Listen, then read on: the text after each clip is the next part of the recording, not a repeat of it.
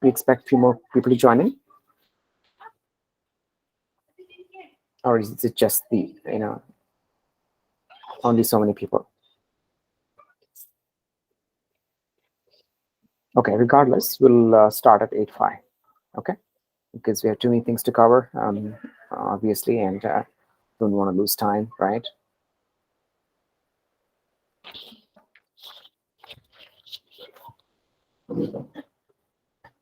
All right. Okay, so let's start with the last session's problem, which was the finding the kth smallest element, right? So we talked about it in terms of how we can use the brute force and also the optimized version, right? So the brute force obviously was to convert that into a single array, right? Single dimensional array. Let me go ahead and share my screen. I don't think you are able to see that yet. Okay, let me know you're able to see the screen right now.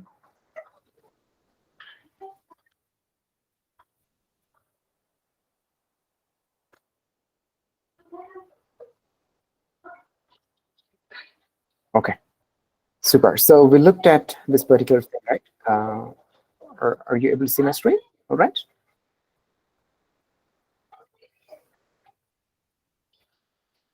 Are you able to see my screen? Can you give me a, okay, somebody wants to join in, I think. Nilanjan. All right. Okay, are you able to see my screen? Okay, all right. Some people are more joining. Manoj Kumar Munda is part of this batch, this group.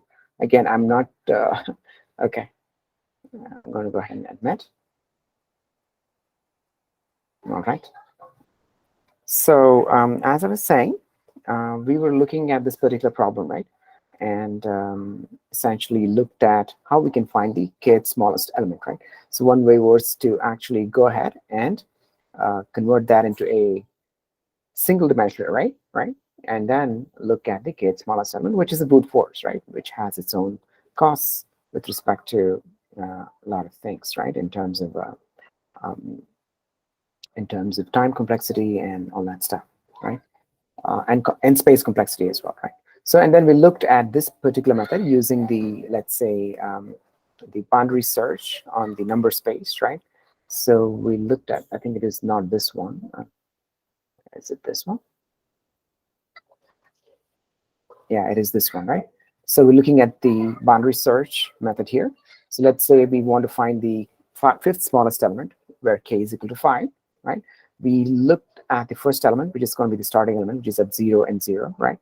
And the end element, which is going to be at the array element at index n-1 and n-1, right?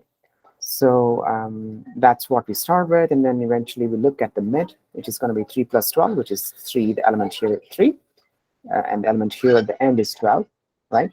3 plus 12 by 2 is 7, which is going to be our mid, right? Remember, this mid need not be there, may be there, may not be there in the number space, right? That's perfectly fine. And then we look at the smallest element, which is greater than 7. Right now it is 8. And also the largest number, which is less than or equal to 7, which is 7 in this case. And we look at the count of numbers, which is less than or equal to mid. So right now, the mid is 8, and the number of elements, which is, the mid is 7, I'm sorry. And the number of elements, which is less than or equal to mid, is 4, right? So for example, 7, 3, 4, and 6. Those are the numbers which are less than or equal to the mid, right? So, but however, our k value is 5, so which means we need to continue our search in the higher space, right? Which is going to be, we need to reset our start and end. Okay. All right. So we continue that part. So essentially our S start becomes 8, right? Which is going to be the smallest number greater than the mid, which is 8. So this becomes our start. And the mid right now is going to be 10, right? So and we actually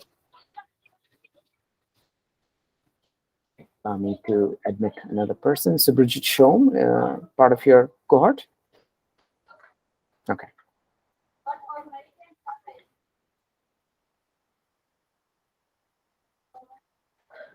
Okay, so so essentially, start becomes 8 and end becomes 12, and we have a mid which is 10 right now. Recall the mid could be in this mix or it may not be in this mix, right? So right now 10 is not actually a mid here, meaning it's not a number from this group, right? However, it can still be a mid. All right. Okay. So what is the smallest number greater than the mid? Right now it is 11, and the largest number less than or equal to mid is going to be 9, right?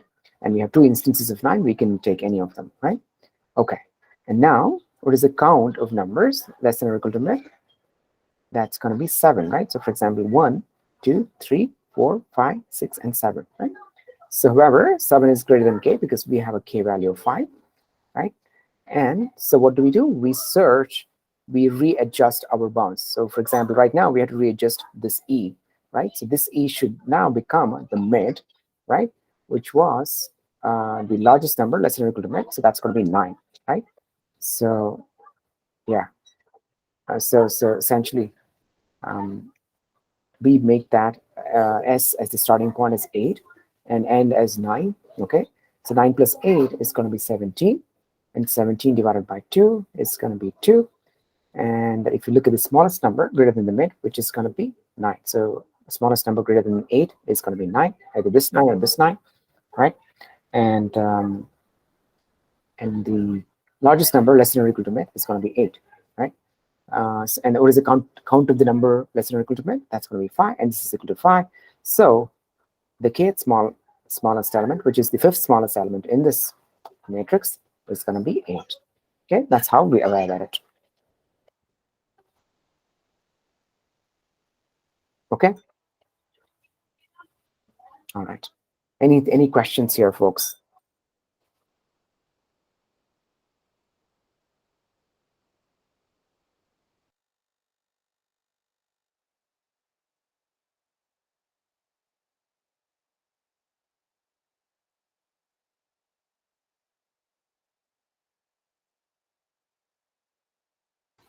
All right. Any questions, folks? Sorry about that. Any questions?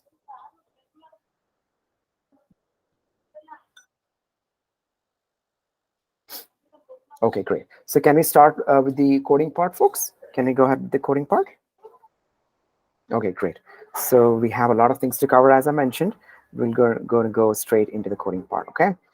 All right. Give me a moment here. I'm going to bring up my code base, right? So there we go.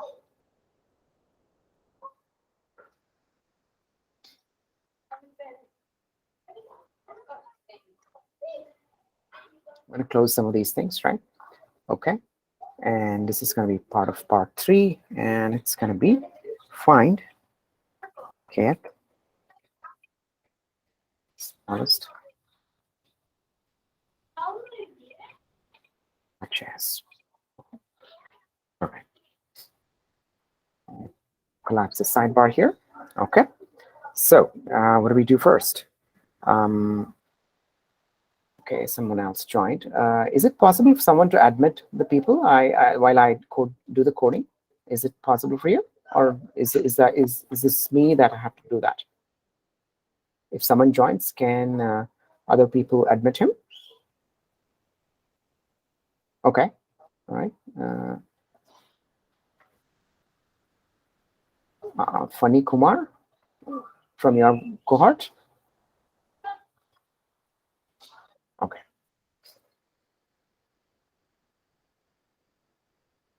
All right, super. So let's go back to the IDE. Okay. So I'm gonna go ahead and create a new function, right? So this is going to be const find get smallest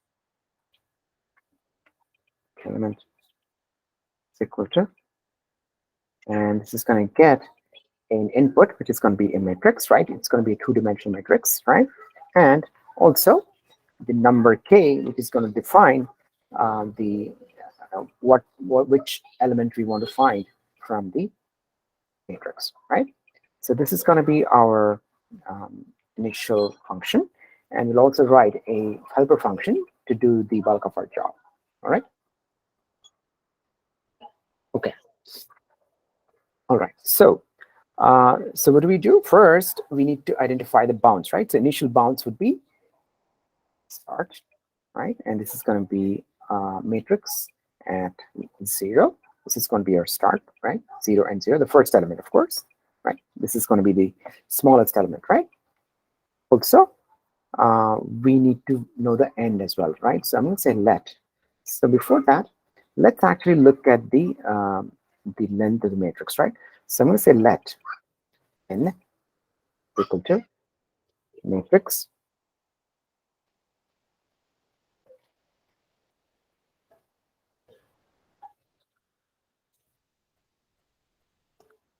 dot length -1. Right? Something is not correct here, I hope. Matrix. Okay.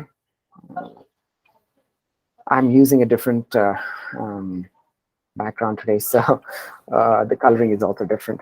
Okay. I'm going to say let end. It's going to be equal to matrix at n -1, right? Actually, this is going to be matrix at u. It's not length, right? It's going to be n -1, n -1 here as well. Okay. All right. All right. So what do? We want to actually essentially function between these bounds, right? So I'm going to say while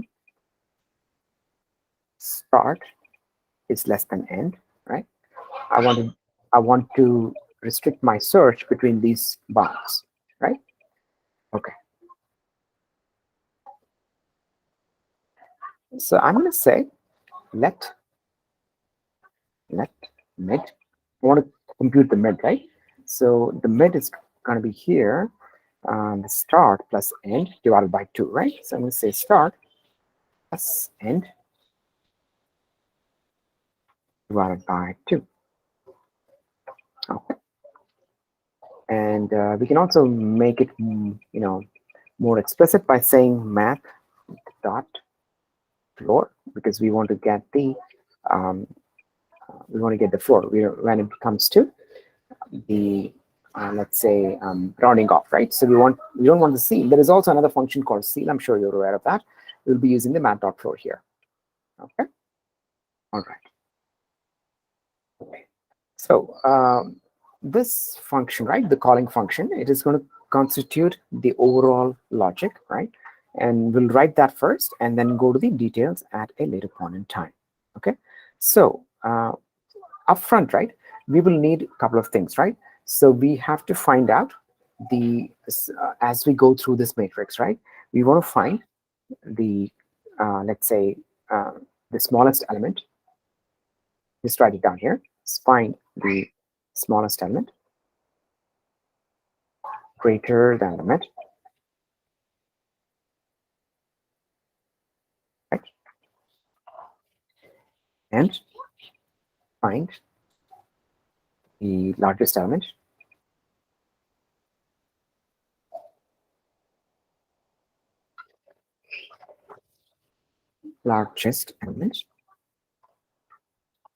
smaller than or equal to mid. Okay. And finally, we want the count of number elements that are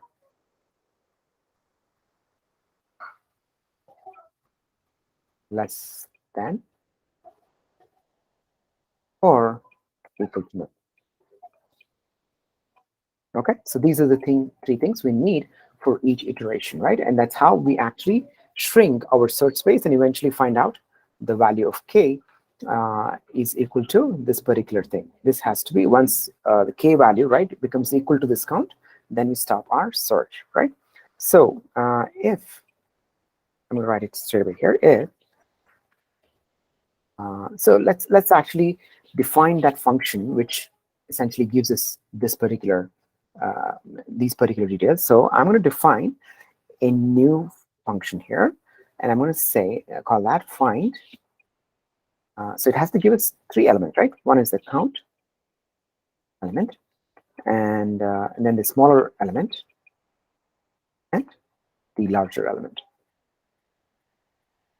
Okay, so and it's going to get a couple of things, right, in terms of the input parameters. The first thing is we need to get the matrix, right? We need to pass the start and end as well, and of course we need to pass the mid as well. Okay, all right. So this is going to return all these 3 things, right? So I'm going to essentially accept them as return values. I'm going to say this is going to be equal to count smaller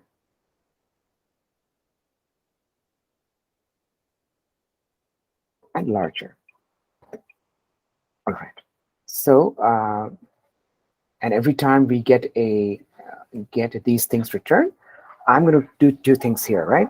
So if at any point in time count is equal to k, count is equal to k, it means our search is over, right? So we can actually go ahead and return that, right? So I can say in this case we want to return the smaller element because that's going to represent our kth smallest element. Okay. And in case if count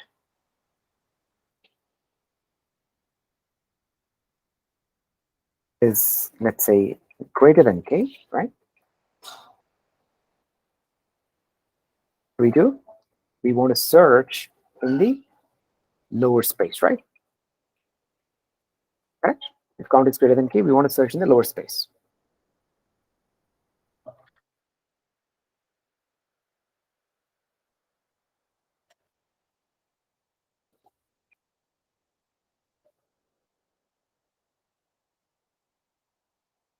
Okay. So what do we do? When you say, so we say end. Oops.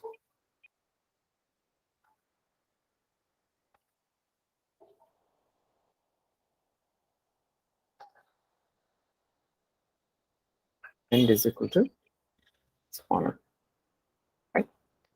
And then last, another thing is if count is less than k, right? What do we do? We say we need to search in the upper space, right? Upper space, so which means our end is going to be, or rather the start is going to be larger. Okay, all right. And finally, in case the start crosses the end, right, we will always return the start here. So I'm going to say return start. So this is going to be our the controller logic, right? This is going to be the controller logic. The core or the crux of the logic would be in this particular function, right? Which is going to be finding the count, the smaller and the larger element, right? Given these particular input parameters. Okay, so let's focus on that. I'm going to go back to the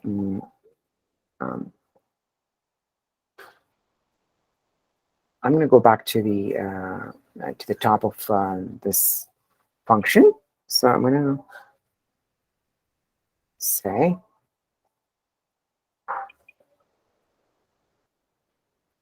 const is going to be equal to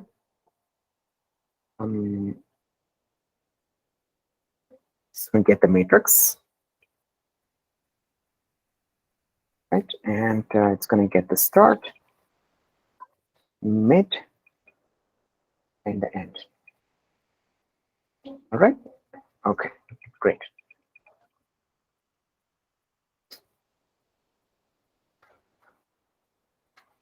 Okay, super.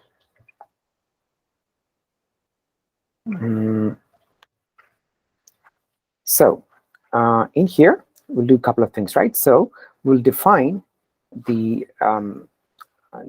number of rows here, which is going to be the matrix dot length, right? So I'm going to say let n matrix dot length, and I want to start from the remember in the last problem, right? We looked at another thing for finding the number of zeros or something like that, if you recall, right? If you recall, we looked at the finding the number of zeros, right? Do you remember that? Okay, so there we started with this as our midpoint, right? Because anything below this or to the left is always going to be less than this one, and anything below this, and at the right below this is always going to be greater than or equal to this one, right? So we looked at this as a midpoint, right? And I also mentioned we could take either this one as the midpoint or this one as a starting point as well, right? In the last problem, we looked at this as a starting point. In this one, we'll take this as a starting point because both of them have the same characteristics where the rows and columns are all in sorted order, right? So that's why it allows us to take this as our midpoint. Okay. All right. So I'm going to start at the bottom row and the leftmost column, right? So I'm going to say let row n minus 1. Okay. And I'm going to say let col, and I want to start at the bottommost column and bottommost row and the leftmost column, right? Which is going to be the first element in the first column in the last row. Yeah, column element in the last row. Okay. And I also want to maintain a count here. So I'm going to say count is equal to 0. This is for the matching of the k value, right? So, I want to say let larger is equal to start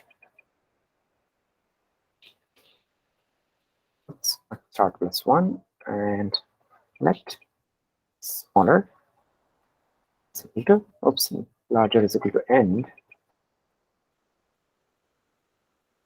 smaller is equal to start.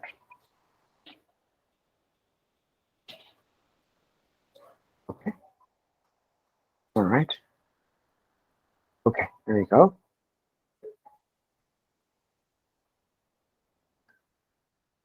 While. Then we'll open up a while block, right? Which will essentially go through this logic. So let's say I go back to this particular thing, right? Let me refer to this diagram here that we drew up yesterday, right? Oops. Okay, so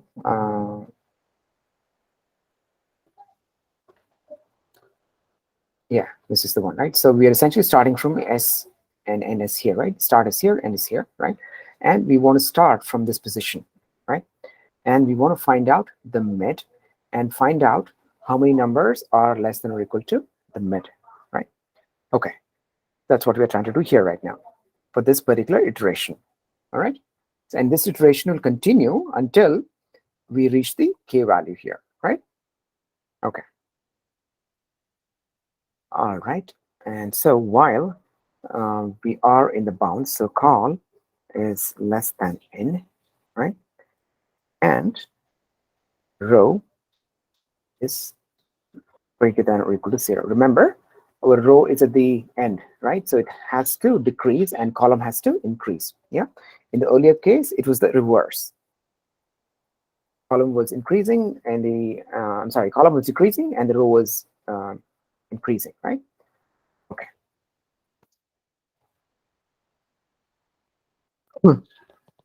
Excuse me. Okay. So first thing, what I'm going to do is I'm going to say const current equal to matrix at row and column. That's going to be my current. So I'm going to check now if the current, right? If current is greater than mid,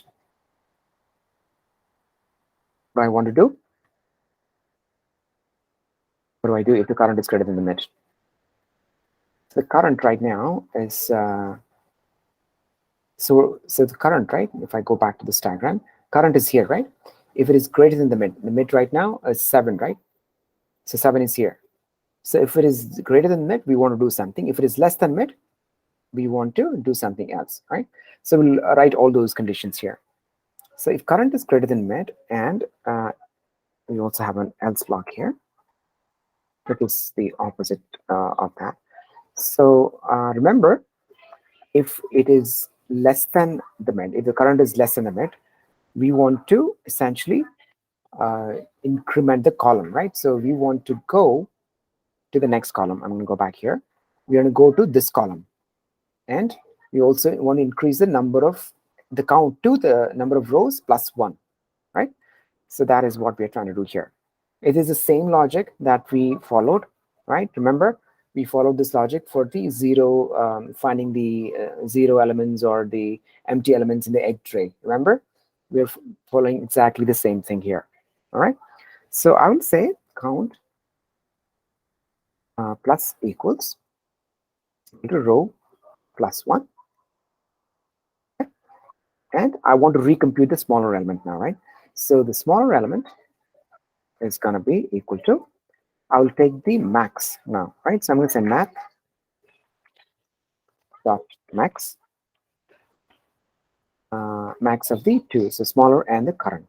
Okay, so the current, so the smaller initially would be the first element, right? So if I go back to here, the smaller first time would be 6, it'd be 3, and the current is 6. So we want to take the smaller of 3 and 6, right? So that's what we're trying to do here. Okay, and I want to go ahead and to the next column right now. So that's going to be col plus plus. Okay. All right. And if the current is greater than mid, what do you want to do? We want to find the, so which means the current, we want to essentially, we need to keep track of the smallest number here, right? So that is larger, smallest number greater than the mid, right? So I need to reset the larger element here, right? So I'm going to say larger is equal to math dot min,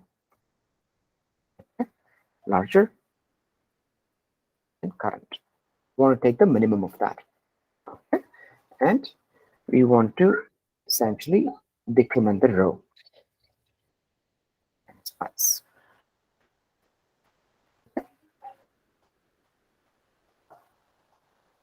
Because we start at the topmost row, right? So we want to decrement the row. We want to go up. Is that IJ else part? Can you come again, Aradhya? I don't think I followed you there. Yeah, you're right. You're referring to the earlier problem, right? The egg problem, right?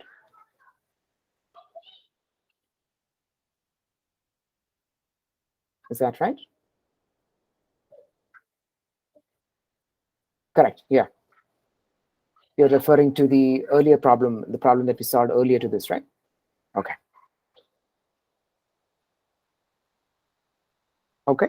So finally, at the end of it, we will have the count, right, which is going to be here, and then we'll have the smaller value and the larger value, right? So at the end of it, we want to go ahead and return those things. So I'm going to say return count has to be in the specific order, otherwise our results will be incorrect. Okay, smaller and larger. Okay, so our main function will be essentially invoking this over and over again until the k, right, the count becomes equals k, or start essentially goes beyond end, right? Until then it will be doing that. And yeah, so that's what it is right now. So this is the implementation, right? And here, because we are actually doing binary search, it is going to be in logarithmic, right? So essentially, we are decreasing the complexity here, time complexity, of course. And of course, we also need to count the number of elements, right? So that's going to be order of n. So essentially, it will be order of n plus log of m minus n. Okay, so that's going to be the time complexity. And I don't think there is any space involved here, additional space. We're not taking any additional space here, right? So we should be good here. Okay. Okay, there is a typo here. Apparently, this is not column. This is col.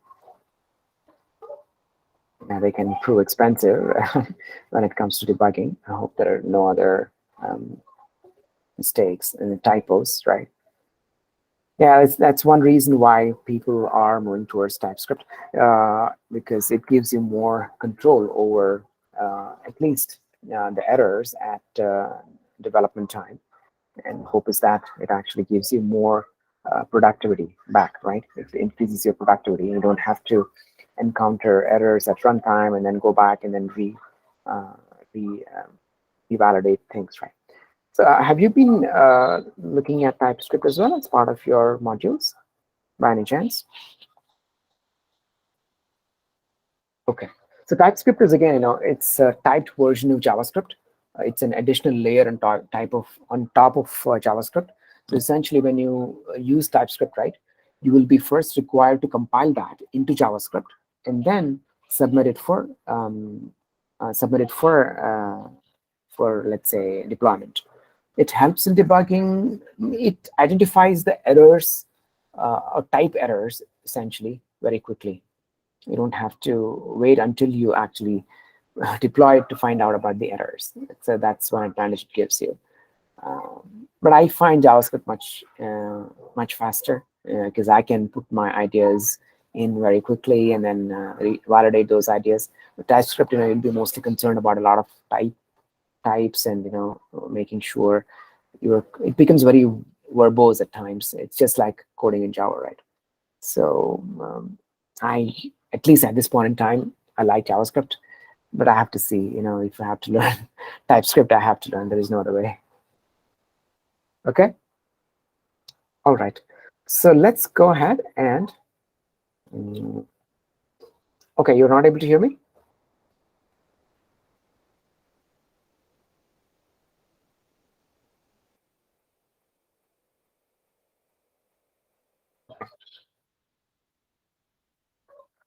All right, so let's go ahead and then run this program, right? This particular implementation.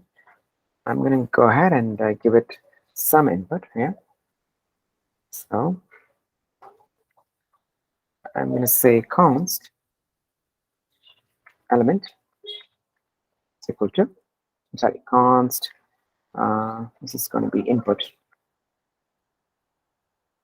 This is going to be a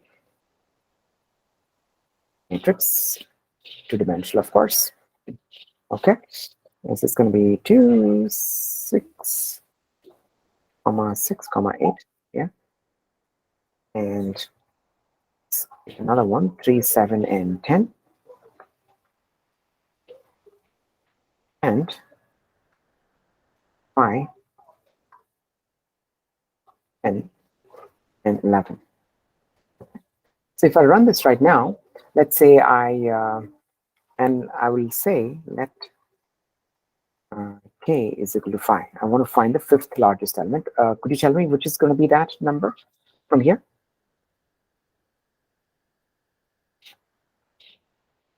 Console log and find its smallest element. Take the input and k. You tell me if I say k is equal to 5, which is going to be the element that we're going to get here, the smallest element. Any thoughts? Any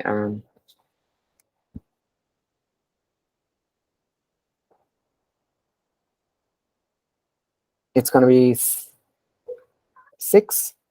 Now I was asking if k is equal to 5 and I want to find the kth smallest element from this particular input, what would be the answer, final answer? Yeah, right. So because if you look at 7, right, there are 5 elements which are less than or equal to 7, right? So that means k is equal to 5. So 7 is the correct answer. Yeah, you're right. Okay. So let's actually see if we can get the right answer when I execute this one. I'm going to go here.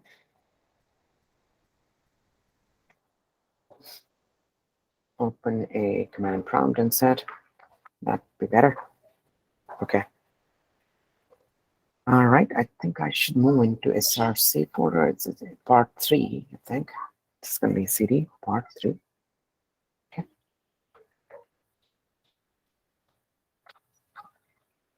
And this is going to be node.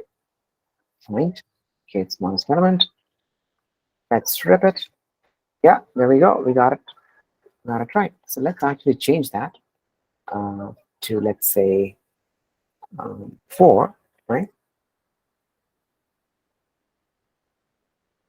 6. That's correct now.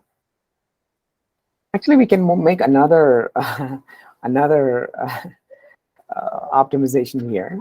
So let's say if k is equal to 1, straight away we can say return this, right? So let's say if k is equal to 1, you don't even have to bother. So if k is to reduce the complexity, right? K is equal to 1. We do. All right. Start. Okay. All right. So that's another optimization that we wanted to do. What else can we do here?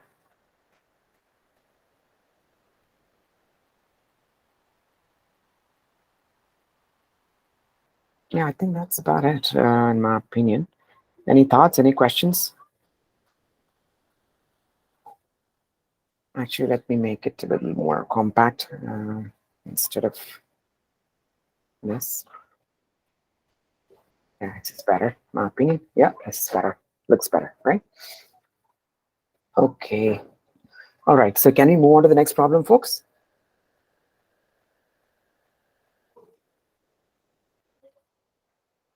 Okay, great. So I'm going to go back to the to that particular PDF, right? So we looked at, let me share this again. You can see my screen?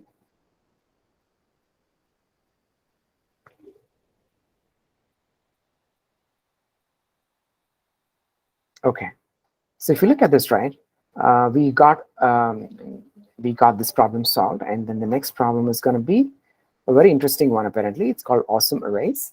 So we are given a array which is going to be single dimensional array, and we want to find out if we can determine the number of permutations in which first thing is, this is an awesome array if every pair of the adjacent numbers or the sum of that is a perfect square. So for example, if you look at this number, right, let's say I sort this one out, right? So I'm going to go back to my whiteboard.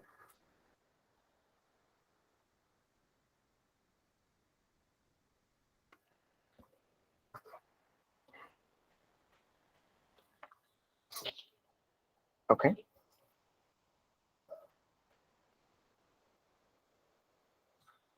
Doesn't seem to work. Whiteboard. Okay, there you go. I get it now.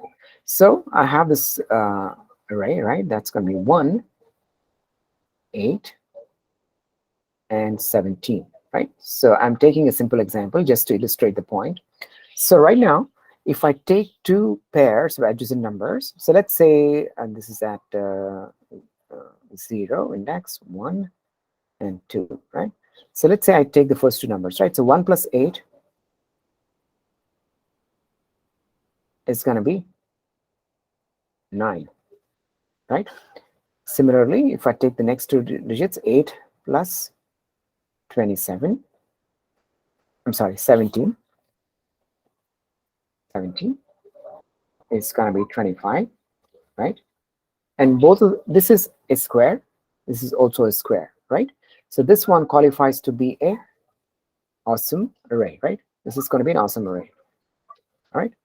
So the question here is asked is, how many combinations or how many permutations of this can we have, right? So you're aware of the permutation and combination part, right? So permutation, yeah, it has to be adjacent pairs. It has to be adjacent. So these two are adjacent. These two are adjacent, right? Next to each other, contiguous in nature. So only then we can have a, they can be called as awesome arrays, right? Okay. Yeah, so where was I? So combination and permutation, right? So this is, again, a combination.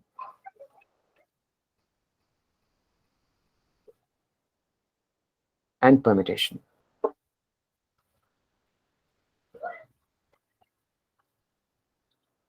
Okay. So what is the difference between combination and permutation? A permutation doesn't care, or rather the combination, right? It doesn't take into consideration the ordering. Okay. Whereas the permutation actually takes, it has places emphasis on the, it doesn't play, okay.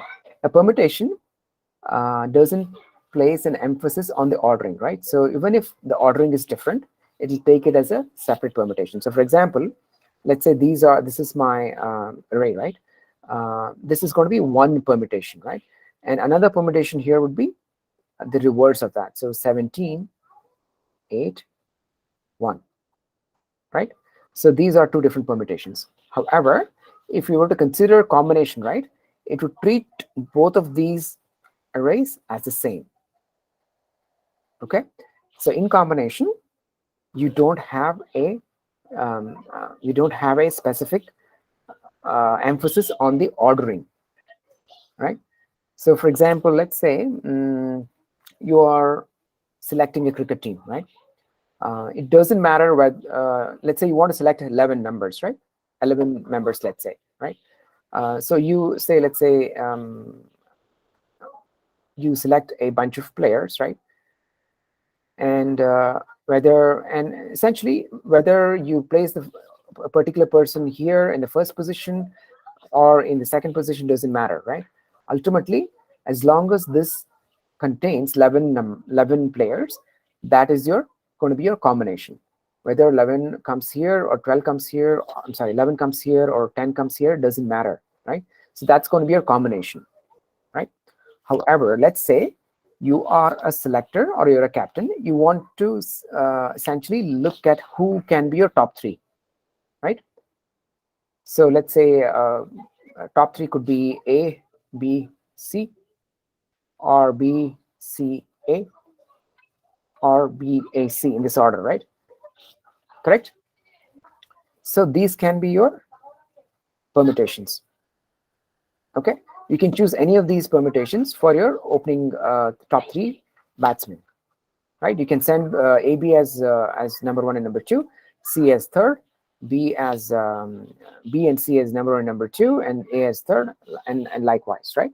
So like this, we can have a few more actually. It can have C, CAB is another thing, CBA.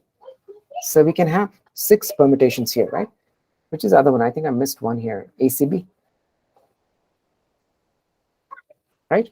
So we can have 6 permutations here, right? However, if you look at it purely as a combination, it's going to be only one combination, right?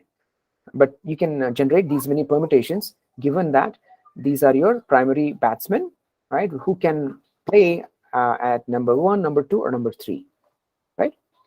I'm sure you can relate to this with IPL examples where teams send different people at number 1, number 2, number 3, right? So those are their permutations based on, let's say, pitch conditions or weather conditions, all those things, right? I mean, similar thing can be applied to, let's say, your opening bowlers, right? Based on whether it's a turning pitch, you can have a spinner opening the bowling. Whether it's going to be a seaming pitch, it's going to be a fast bowler opening the bowling, right?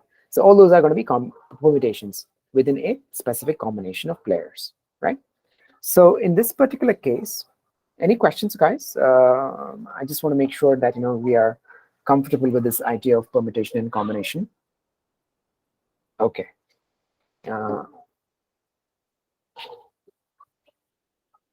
Okay. So coming back to this problem, right? Here, if you look at it, right, we are required to find the number of permutations of the input array, which are awesome arrays, right? So this is going to be 1. So the input here is 1, 7, 17, and 8.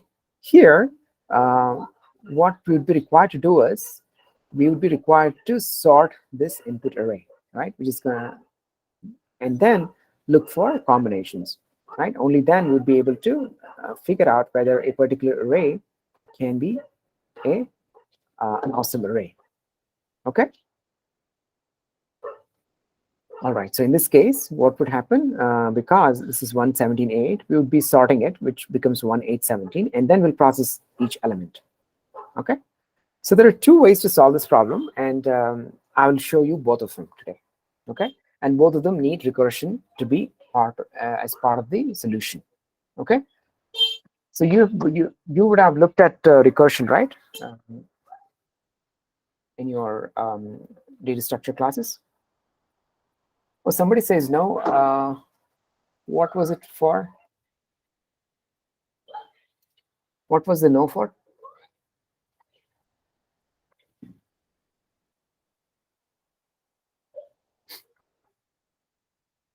Okay, let's go. Okay, let's go to the drawing board.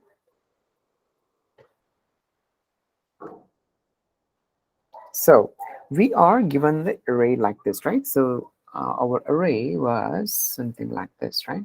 So we are given an array 1, 17, and 8, right? So the first thing we want to do here is we want to sort this array, right? We want to sort this. And when we sort it in ascending order, what happens? We get an array like this. Okay. All right. So I mentioned there are 2 ways to do this. And there is, so I'll show you both ways, right? And of course, I mentioned 2 ways because I want to go through the recursive part twice, okay? Because both the solutions require recursion, okay? So let's say this is our input, right? This is our input. So what can we do? We can start with 1 as an option, right? And in this case, when we start with 1, we can say, we can choose 8 here, right? Which is going to be the next number, right? So we can choose 8. So 1 plus 8 is 9, which is a square, right? Which means we can go ahead to the next space, and then we pick up the next element, which is going to be 17, right? So 17 plus 8. So essentially, we are saying good to go here, right? So essentially, it's a square, perfect square. That's what we'll just say. This is a perfect square. 8 plus 1.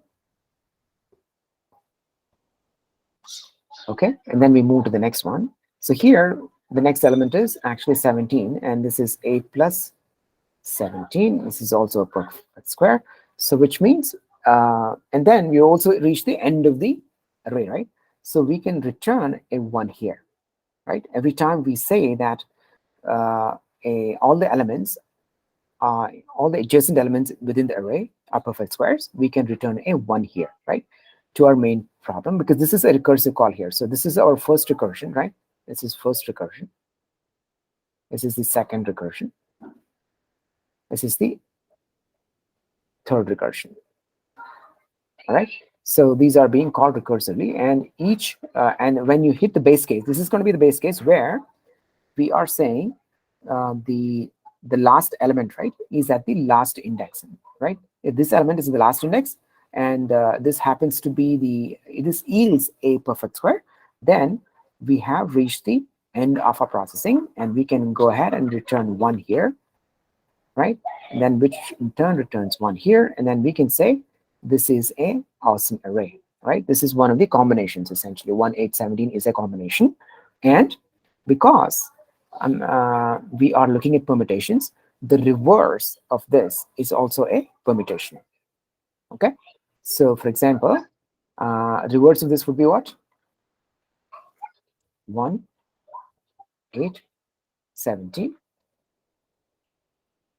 and 17, 8, 1 would also be a permutation, right? Both of these are valid permutations, right? So this is one way of looking at the problem. However, there is another way, which is called an exhaustive search, which will look at all the permutations here. So what are the permutations here that I can think of? Can you tell me? So 1, 8, 17 is 1, right? What is the other one? 1, 17, 8 is another permutation. 8, 17, 1, 8, 1, 17, and 17, 8, 1, 17, 1, 8, right? So all of these are our permutations. All of these are permutations, right? Oops, something happened here.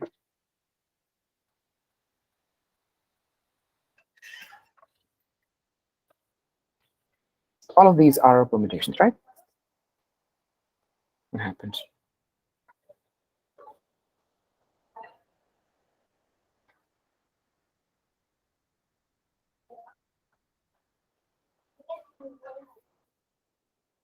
I think I lost my cursor here somewhere. So all of these are our permutations, right?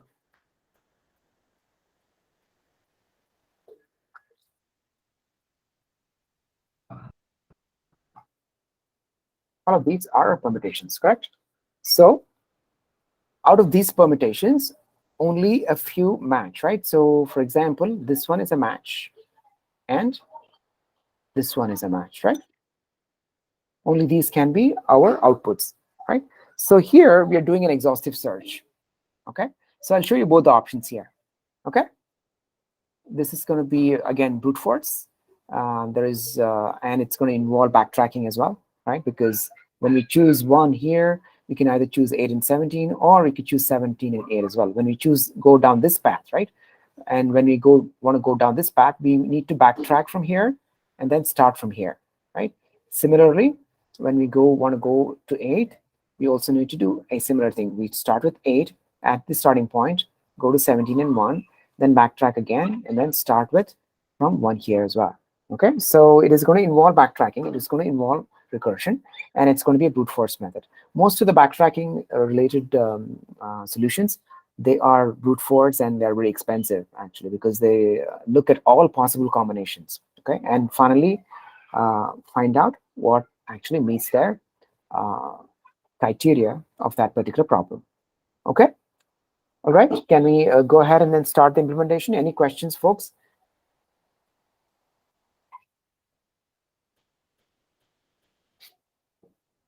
Any questions? Okay, great. So can we go ahead with the coding part? Okay, super.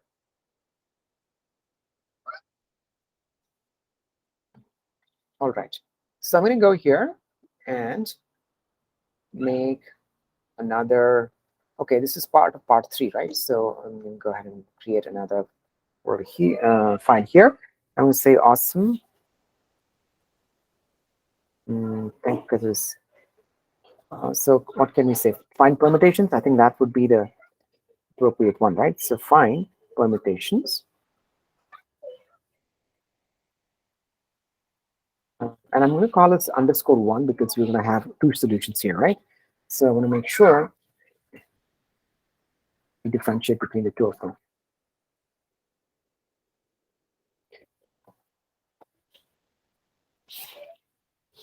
Okay.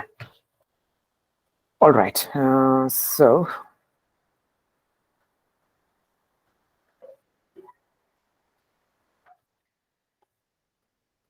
as I mentioned, this is going to have two implementations, right? So let's go ahead and then take a look at that.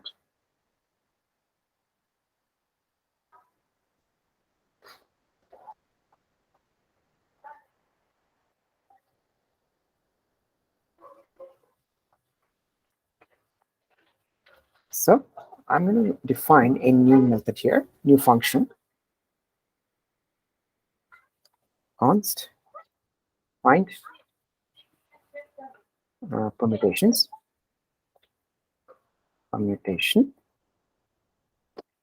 equal to, right? It's going to give us a input array, which is going to be a single dimensional array.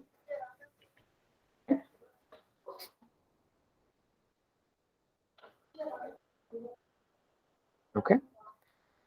And so what does it do? It is going to actually call this in a recursive fashion, right? So we will have to have some helper function here, okay? And that's going to find the number of count, right? So I'm going to say, I'm going to define that new function here, and I'm going to call that find permutations underscore DFS to indicate that, it's going to be a depth first search involving recursion, right? And I'm going to say, is this going to get an input, okay? And it's going to get its starting point. So remember, I showed you here in the diagram. So this is going to be our starting point, right? And in the next recursion, right, we want this to be a starting point.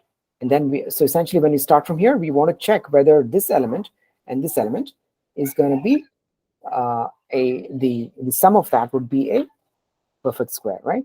And then if it is so, then you move to the next element, which means we want to start from here. And this is going to be another recursive call here. And then we check if this element and the next element is actually going to be a perfect square, right?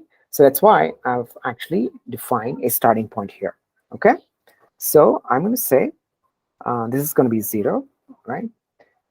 And this is going to return us the count, right? Which is the number of permutations. So I'm going to go ahead and capture this here. I'm going to say const result. This, okay?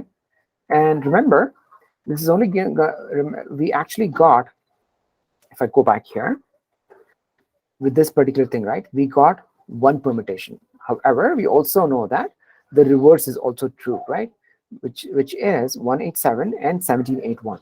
So in this particular method, what we're going to do, we're going to say, so this is the result.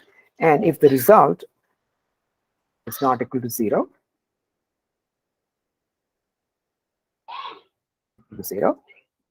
we're going to return result. That's 1. Otherwise, we're going to say return result.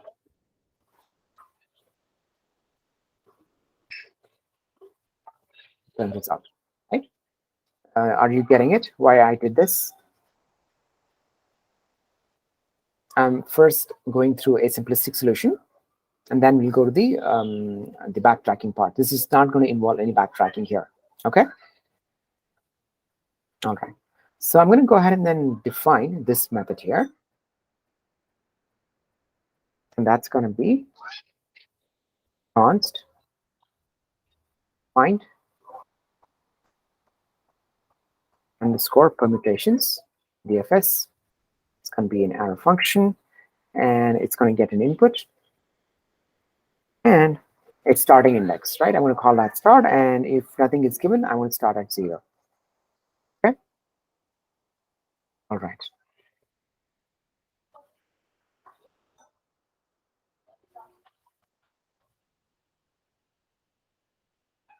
Okay.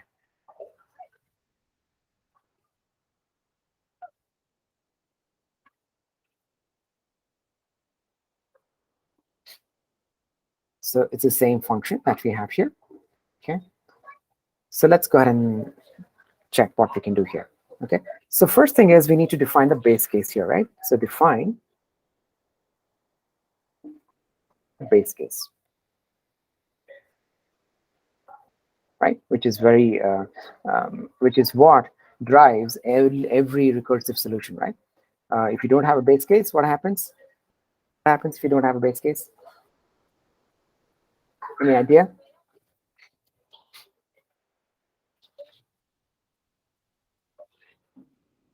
What happens if you don't have a base case in a recursive solution? Any thoughts? Yeah, it actually results in a exception called stack overflow exception, right? It will not run endlessly because every recursive call will actually add to the internal operating system stack, right? So they're all pushed and then popped as in when the base case is hit. Recursive calls will be popped out, right? Until then, it'll be pushing onto the stack. And if there is no end, it'll run out of memory, and eventually it'll throw a stack overflow exception, right? Something for you to remember, and essentially your interviewer will essentially, understand that you have gone through recursive problems and understand that, right? All those things you'll be able to gather from there, yeah. If the conversation goes to that in that particular direction, okay. All right. So what is going to be the base case here? If I go back to the diagram here one more time, so my base case would be whenever my start, right, if it goes to the end of the start element, right, that I'm giving here, it is equal to the index of the last element, which in this case is going to be 2, right? And how do you determine that? It's going to be the input length, right? So I'm going to say if the start index is equal to input dot length minus 1, then we are sure that we have an awesome array, right? So I'm going to say return 1. Okay.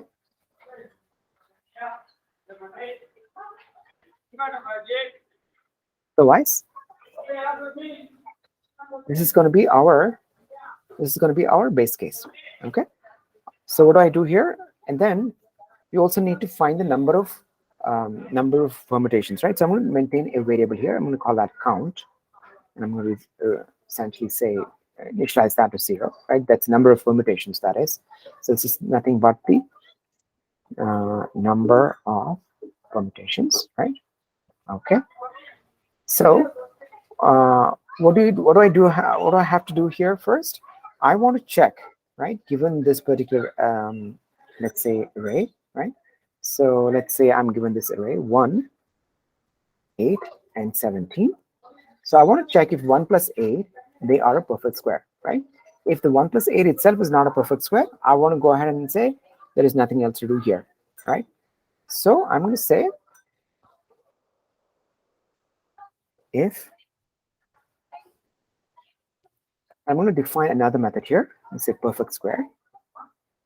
I'm going to call that perfect square, or rather is perfect square.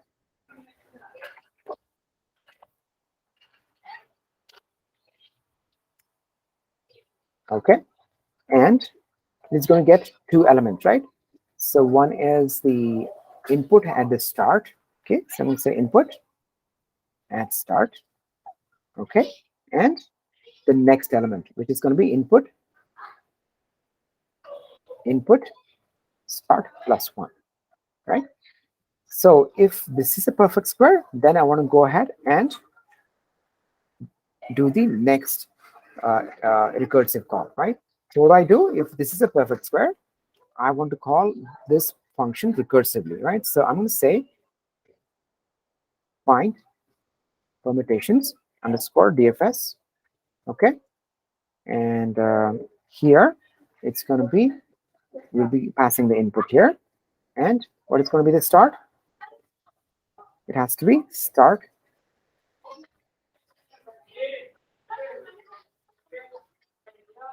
plus 1. Okay, this is, and remember, this is going to give us a number, right? So I need to capture that here. So we already have that here. So I'm going to say count plus equals going to be this. And finally, we will go ahead and return the count here. Okay.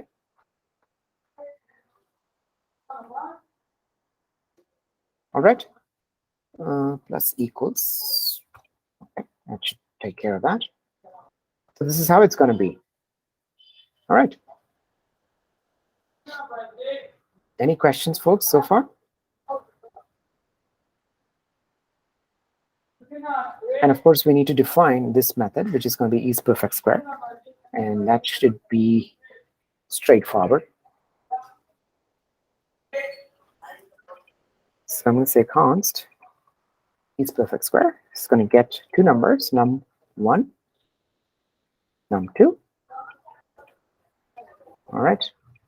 I'm just going to go ahead and then paste in some standard code here, right? Nothing to do with the central logic. So it just takes in these numbers, sums them up, finds the square root, right? And returns whether it's a perfect square or not, right? Okay, super. So I think we're good to go with this function. We can go ahead and then call this one. And let's give it some input. I'm going to say let input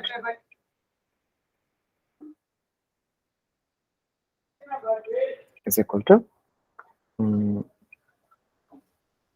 say 1, 17, and 8, right? Okay. So I'm going to say console log find permutations and the input. Okay, let's see what we get. What do you think we get here? Can you guess?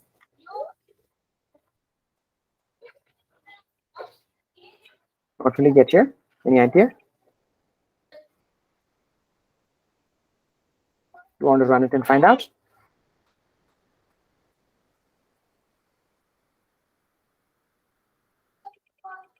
All right, I hope. Fine. Permutations, yeah. Permutations 1. It's going to give you a 0. Is that the correct answer? Is that the correct answer?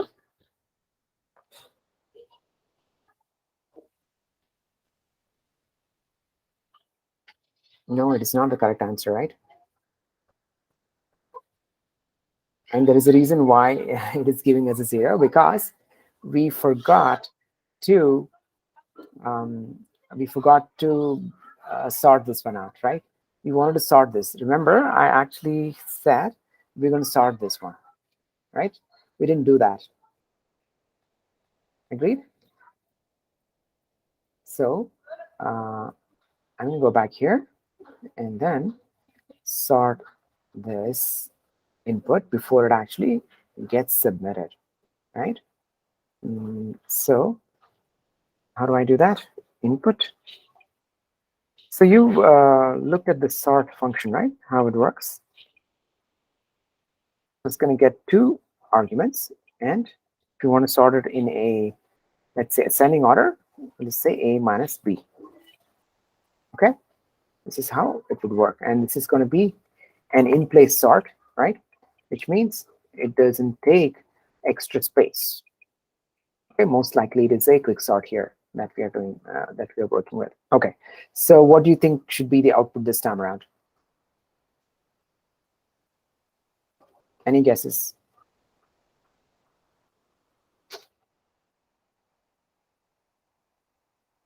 What would be the output? Any guesses?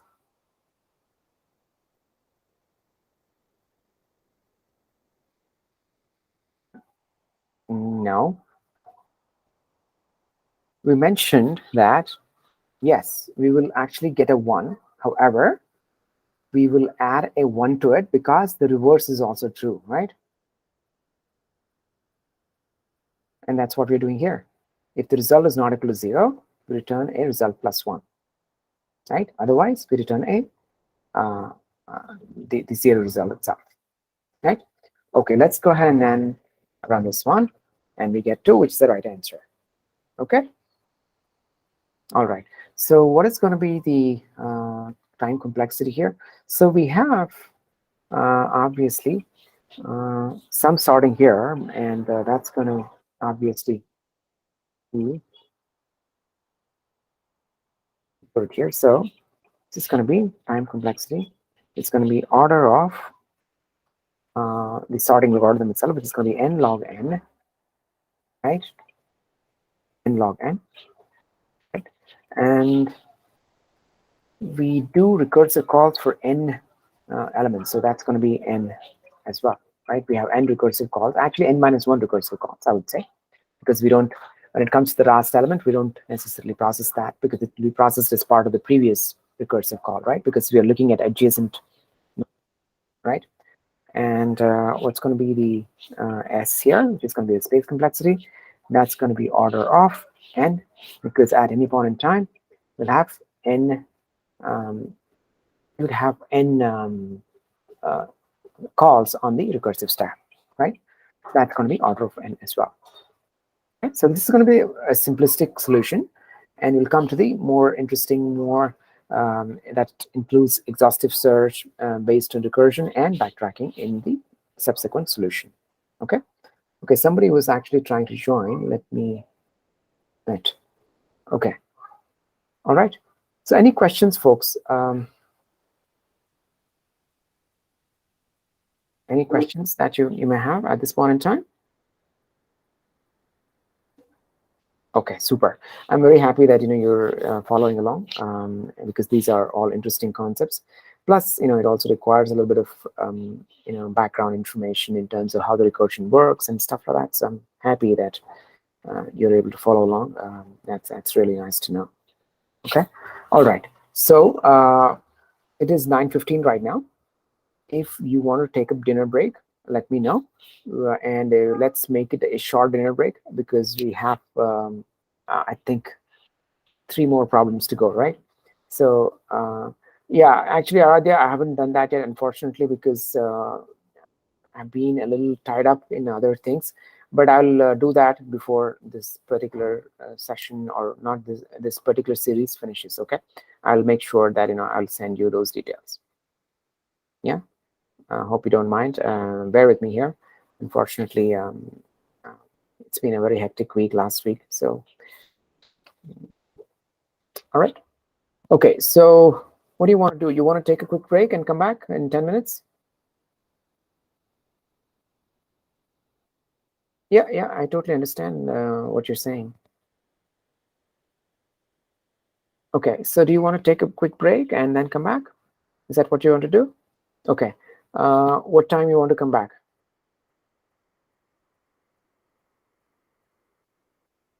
9:30, you mean, or 30 minutes? Okay, 9:30. All right. Okay, so let's come back at 9:30 and continue this part. Okay. All right.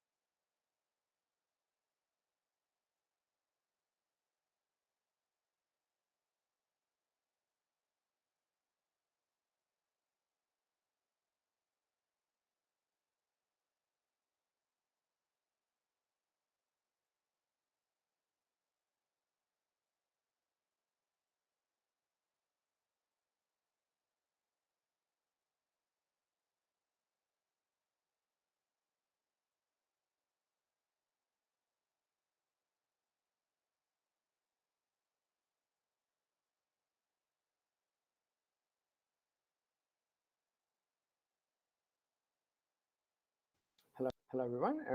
Can we get started? Is everyone back from the break? Okay, great. Can we get started? I'm going to go ahead and share my screen one more time.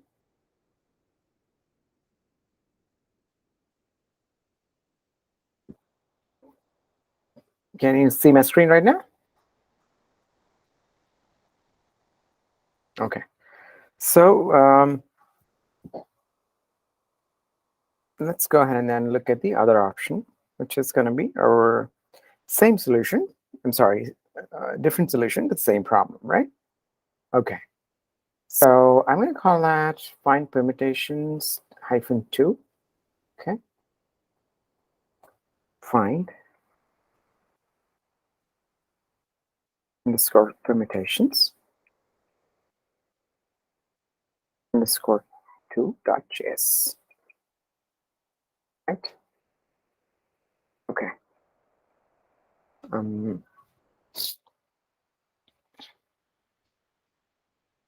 Okay.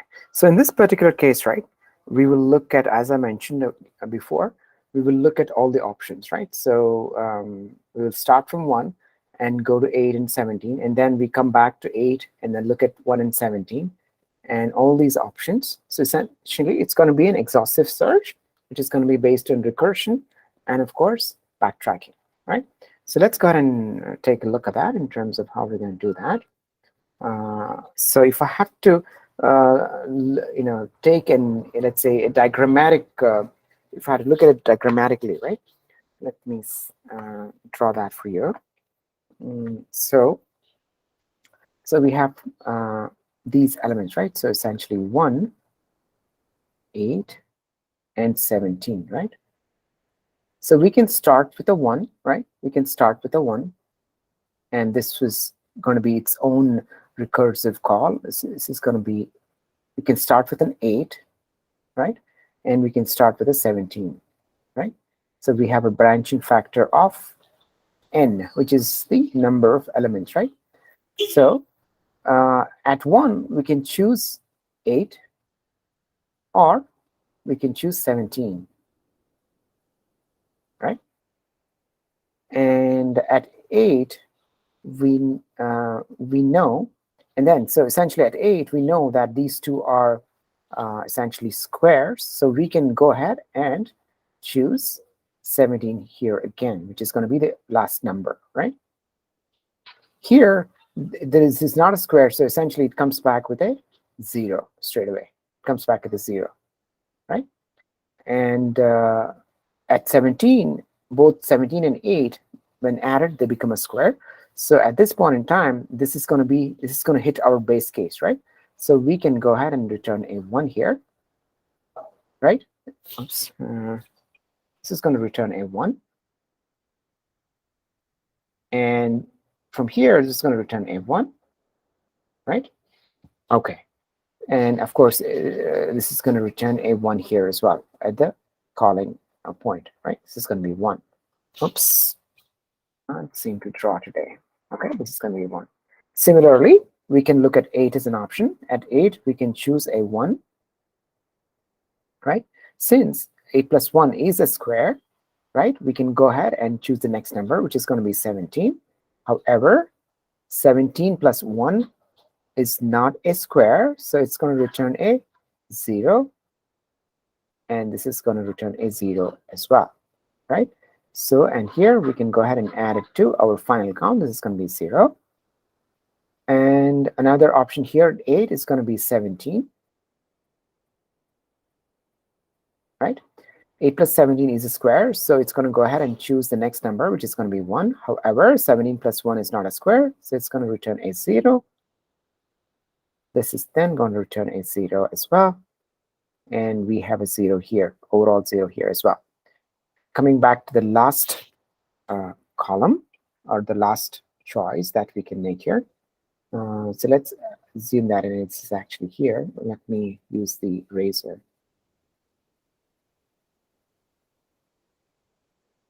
I could actually move it, I think. All right. Okay. So let's say I take 17 as the next option, right? And this is going to give me, here I can choose 1 and 8, right? However, 17 plus 1 is not a square, so it's going to return a 0 here, right? And so it's not going to explore any further beyond this particular execution line. And 17 plus 8 is a square, so which means I can take a 1, which is the remaining number. So 8 plus 1 is a square, so it's going to return a 1. This is going to return a 1. And this is going to return a 1 here as well. So it's going to be plus 1. So final count is going to be, oops. The final count is going to be 1 plus 1. It's going to be 2. That's going to be number of permutations, right? So this is going to be an exhaustive search, right? This is based on, let's say, both recursion, which is going to be DFS, depth first search, and the backtracking as well, right? So for example, if this solution, if we had gone through this one, right, we had to go back and then backtrack all the way up to this part, and then choose the next number. And if this is done, we go back here and choose the next number, which is going to be 8, right? So at any point in time, what is going to be the height of the tree? That's going to be our space complexity. What's going to be the height of the tree here? It's going to be order of n, right? The number of elements. That's going to be the height of the tree, and that's going to be our space complexity, right? And what's going to be the time complexity? Because this is going to be a an exhaustive search based on brute force recursion, right? This is going to have a exponential complexity. So for example, it's going to be 2 to the power of n, because we are considering 2 elements at for our particular solution, right? Essentially, what we are considering 1 plus 8 and 8 plus 17, but then we're doing that at each level, right? So that means it is going to be 2 to the power of n. The branching factor is 3, which is going to be n, right? N is going to be the branching factor here. We're going to go through all the options within our array, so that's going to be n, right? And our complexity here is going to be 2 to the power of n. Okay.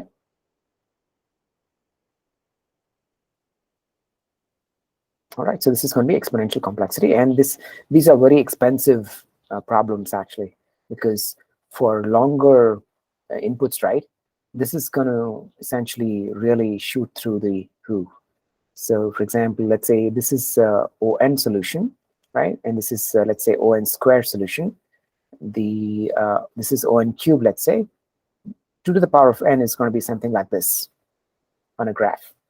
Okay, so that's going to make your programs run extremely slowly, because first thing is they're taking a lot of space, and they have to solve each of the subproblems, right? So for example, if you consider this as the main problem, right, each of this is actually a subproblem, right? It is actually decomposing a bigger problem into a subproblem and then finding a solution, right? And you have to go through all of them, right? So in this case, probably, we could also have so some of the ways we can encounter these problems, or rather solve these problems more in a performant way, is to use, they call something like memoization, right? Something that we will talk about in one of the future classes, right? And this is essentially recursion. Can't seem to type for some reason. Or rather, this is going to be recursion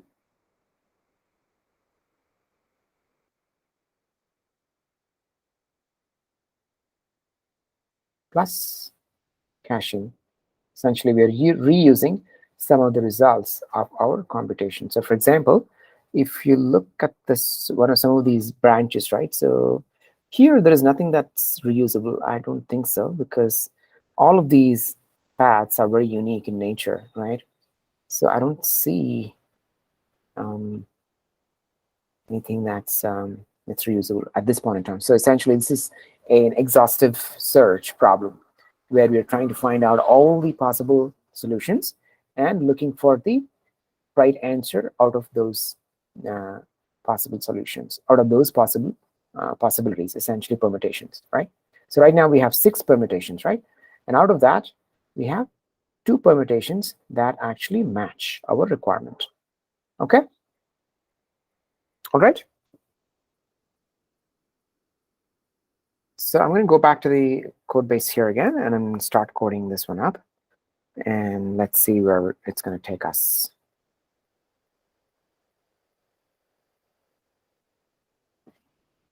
So like before,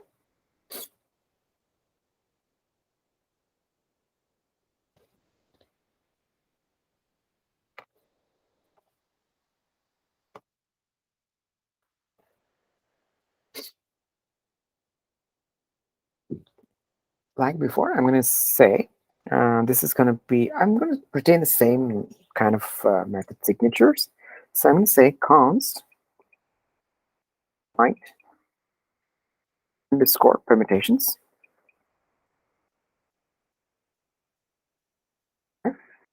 And this is going to get input as the input array, of course. Right?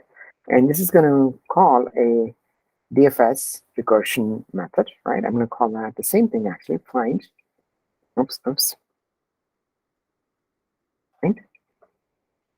permutations, right? And I'm going to call that DFS underscore DFS. And it's going to get the input as well. Okay, right? And it's going to get us something back, right? So we're going to capture that result. It'll be this, and turn result. Okay. All right. Let's go ahead and then find this particular DFS here. So this is going to be a regular arrow function as well. So I'm going to say const this one, and it's going to get take in an input as the array. Okay, and we'll also get for the sake of backtracking, right? We need to keep track of which element has already been processed, right?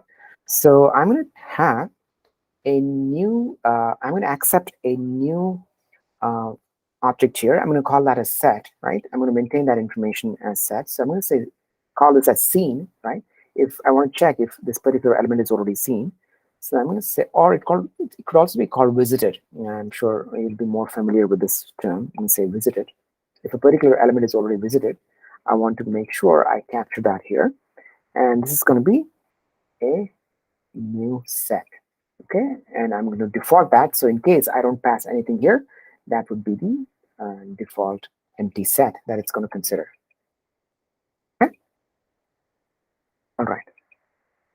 So first thing we want to do is we want to check if we have a base case, right? So what's going to be the base case? So I'm going to say if the visited.size, right? Visited. So let me actually draw this in terms of what I'm trying to do here, right? So let's say we encounter this case, right? Well, let's take the positive case where we got a perfect square, right? The combination which yields a awesome array, right? So one of the paths was this, right? We got this one, right? One of the paths was this, right? 1, 8, and 17, right? So when we go to 1, we will put 1 in the set, right? So the set will be equal to 1. And when you go to 8, it'll be 8, right? Because it actually is a um, um, a perfect square, right? And by the time and then when we come to 17, right, our array, then we actually go here to find out if 17 is also part of the awesome array, right? So at that time, our set will contain 2 elements, right? So we want to check, and when we say 17 is also part of that, at that time the size of the set would be n minus 1, right? Which is going to be the input size, right? So that's what we want to use it as a base condition. So I'm going to go back here. I'm going to say if visited dot size is equal to input length dot minus 1, okay, is equal, then we want to return a 1, right? Which means we found a perfect awesome square, awesome array. So I'm going to say return 1. This is going to be our base case. Yes. Right. So with that in mind, what I'm going to do is I'm going to go over the entire set now. So I'm going to open up a for loop here. So I'm going to say for let I is equal to 0, I is equal to 0, I less than input dot length, and I plus plus, right? So I'm going to say if the last element, I don't want to process that, right? Because we know that last element would have been processed as part of the previous. If there is a last element, there is nothing else to process. For example, if the input array is something like this, say, for example, 1, 8, and 17, right? If I come to the last element, there is no element to be processed after this. So I don't want to consider that, right? This would be taken care of in the previous iteration itself, right? So I don't want to essentially use that in the iteration. So I'm going to say if I not equal to not equal to input length dot minus 1 here. This is not the last element. And if it is a perfect square, right? So I'm going to say is perfect square. Okay, and I'm going to send it 2 numbers. One is going to be input at I, right? And input at I plus 1 numbers. And there is another condition here. If visited doesn't have the input.I, right? So I'm going to say ampersand ampersand. Let me collapse the sidebar. Visited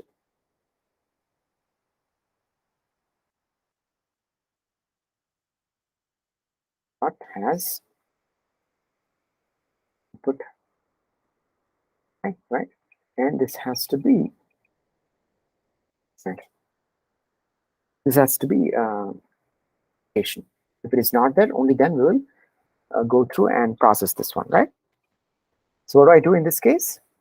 First thing, I will go ahead and then make it part of the visited. So I'm going to say visited dot right, okay, right, and then I'm going to call this function recursively now, right? So I'm going to say find mutations underscore DFS, right? And I'm going to pass the input, right? And the visited, of course. Okay. All right. However, remember, this is going to give us something back, right? So I need to maintain that result somewhere. So I'm going to say let count is equal to 0. And I'm going to go ahead and add the number that is given by this function at count. Count plus equals is equal to this. Okay? And at the end of it, we need to backtrack. This is going to be important, right? So I'm going to go ahead and remove this from the visited. So I'm going to say visited dot delete and input.I. Okay? And finally, at the end of the for loop, what do I want to do? I'm going to go ahead and return the count.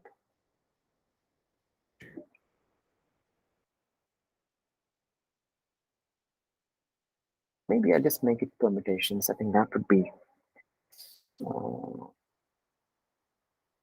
appropriate.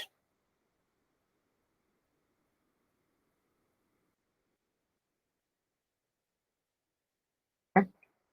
Sounds good. All right. So we're looking good over here, except that we don't have this one. I'm going to go ahead and copy this from the other one because it's a quite standard function. Transfer.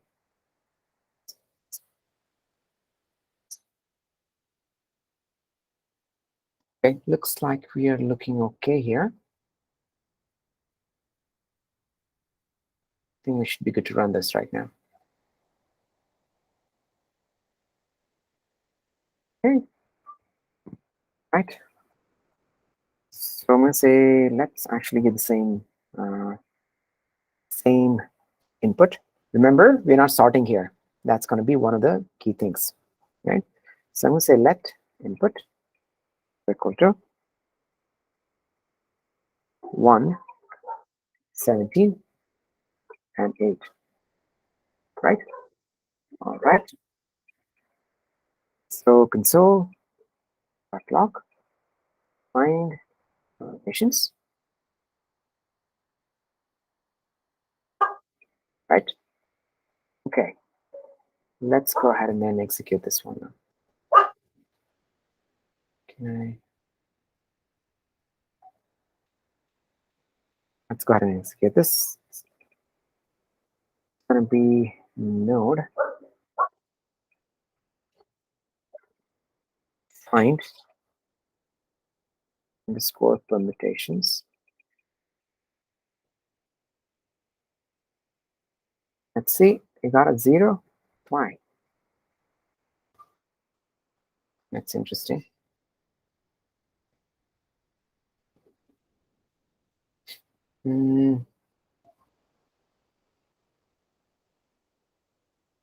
It should get 2 here as well.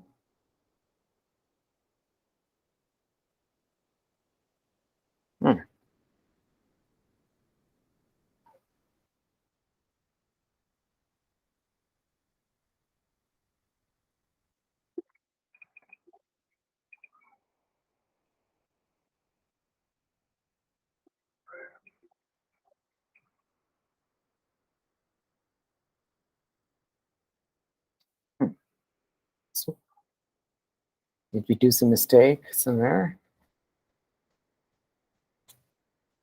Don't think so. Let's check that anyway. Turning a 1.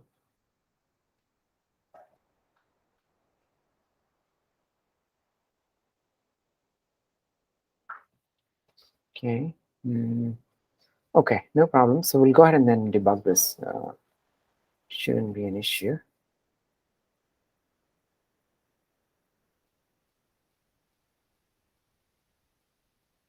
Doesn't have visited I. Go ahead and then, okay. All right, so what we're going to do is console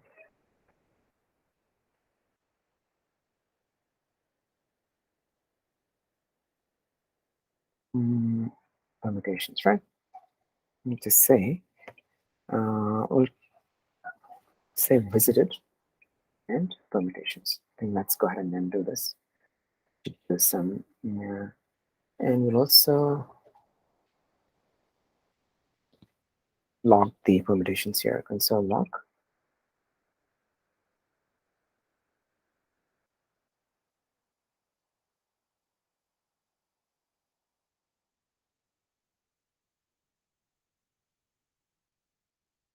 There's a spelling mistake here apparently. I'll just go ahead and correct that.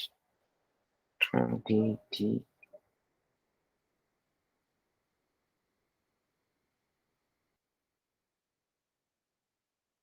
Let's go ahead and execute this. It's an error. Permutation is not defined. Okay, let's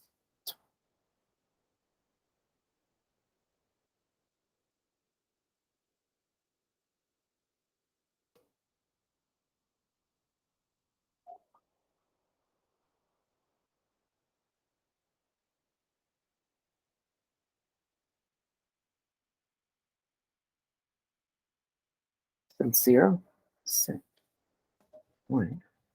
Interesting. It's not going through that. Why is that the case?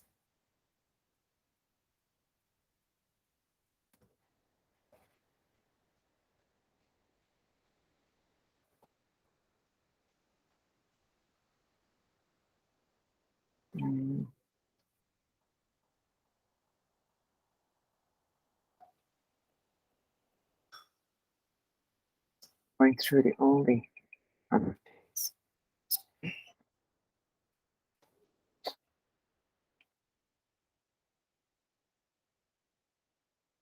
So it comes here.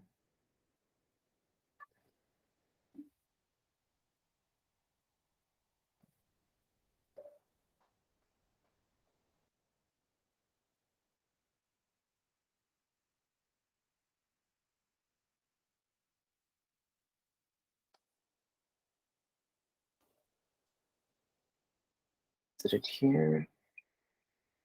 Set.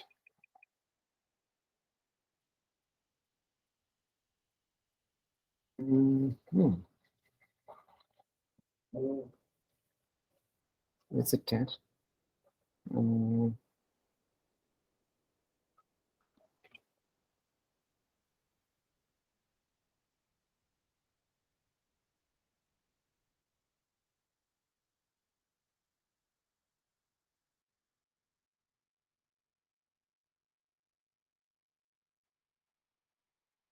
Permutations and let's see.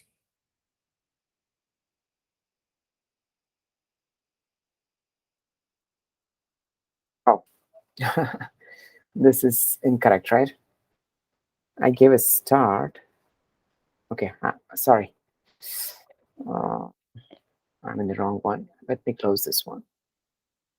Okay.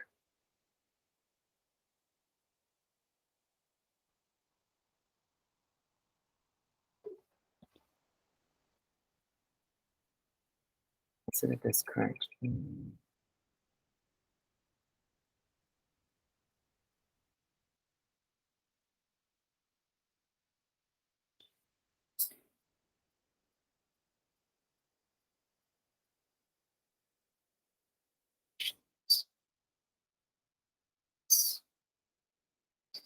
is set. Input dot length -1 is correct.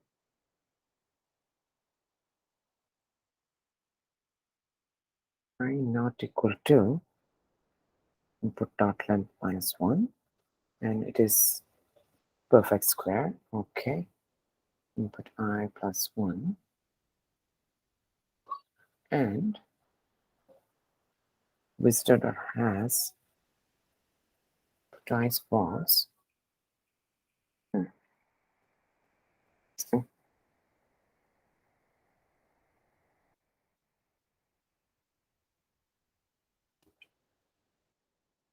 So log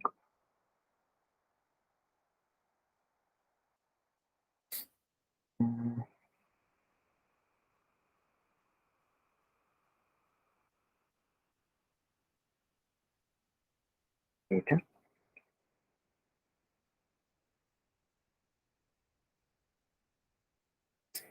Here. So data is 1, I is 1. Okay, so it's going to come here. Okay, I is equal to 0, data is 1. So it's processing this. Permutation to 0 at y.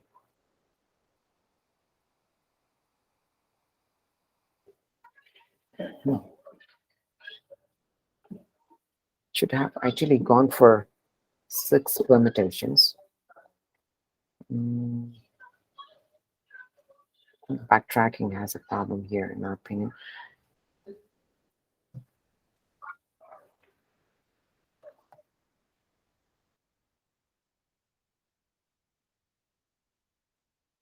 Is it?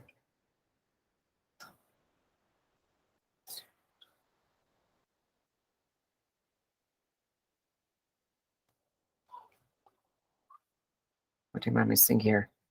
Should work fine.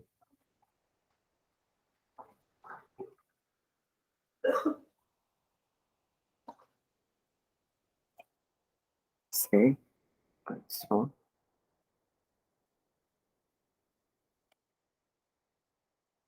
I'll visit it here.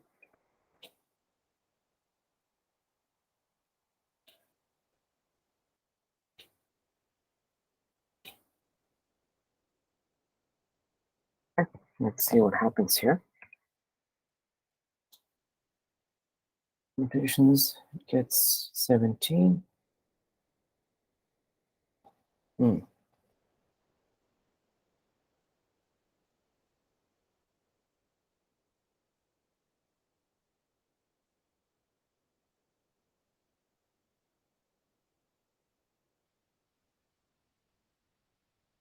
The problem with our function, right? It's okay. All right, folks, I think this is taking a bit longer. So what I will do is I will actually correct this offline because I don't want to spend a lot of time debugging this at this point in time. We can actually go to the next problems. What do you think? Because this is something that I had made sure it worked, but at this point in time, not able to essentially, it'll require a little bit more time for me to debug this. So I think what we can do is we can move on to the next problem, and then I'll correct this offline. Then come back to when we come back to the next class, we will discuss this. Yeah. Anyway, you know the idea, you know the concept. It's just that why the concept is not working here is what we need to debug. Okay. So let's go to the next problem. Yeah. All right. Okay. So I'm going to open today's session, and that's going to be, give me a moment here.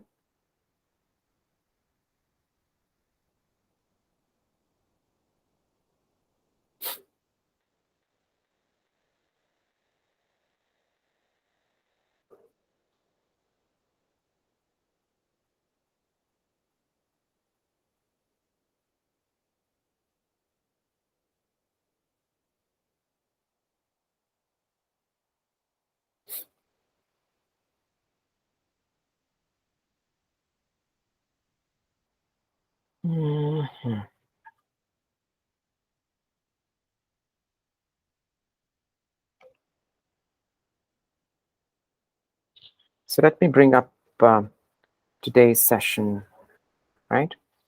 So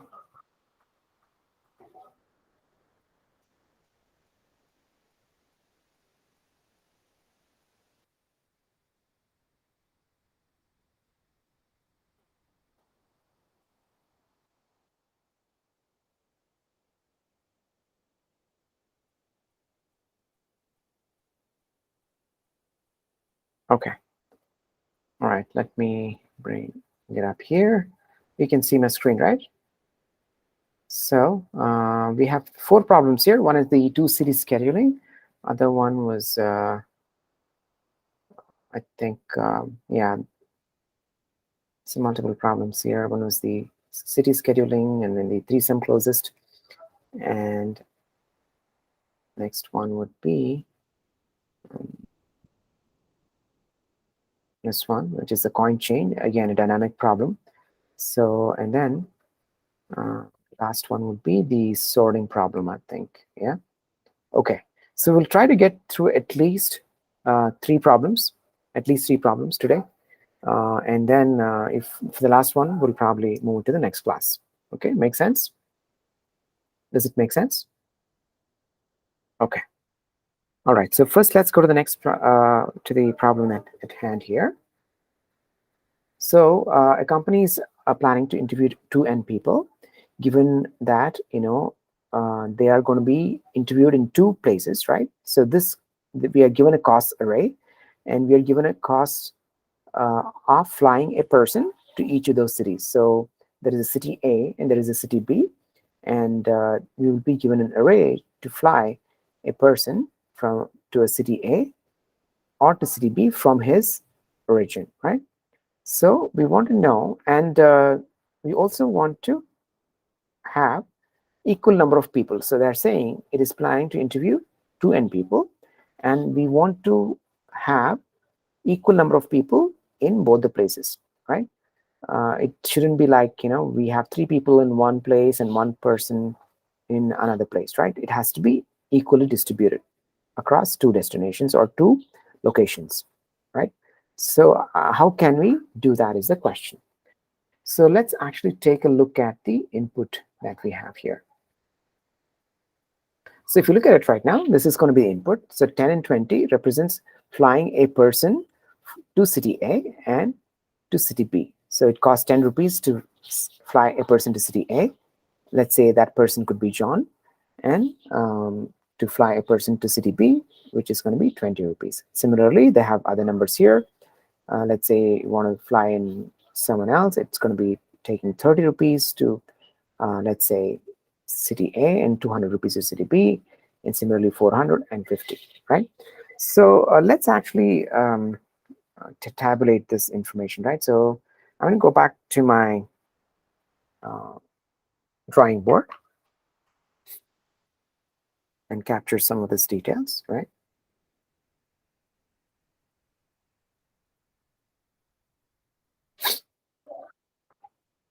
Okay, so we have a cost array, right? This is going to be, so this is our cost array, right? 10 and 20, 30, 200, right? Or actually, let's make it this way. So 10 and 20, 30 and 200,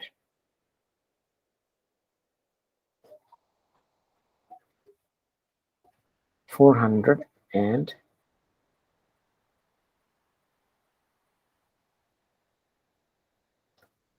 30 and 20. So this is the cost for the 0th person, right? This is the cost for the 1st person. This is the cost for the 2nd person, or rather the 3rd person, and this is going to be the cost for the 4th person, right? I saw some bell.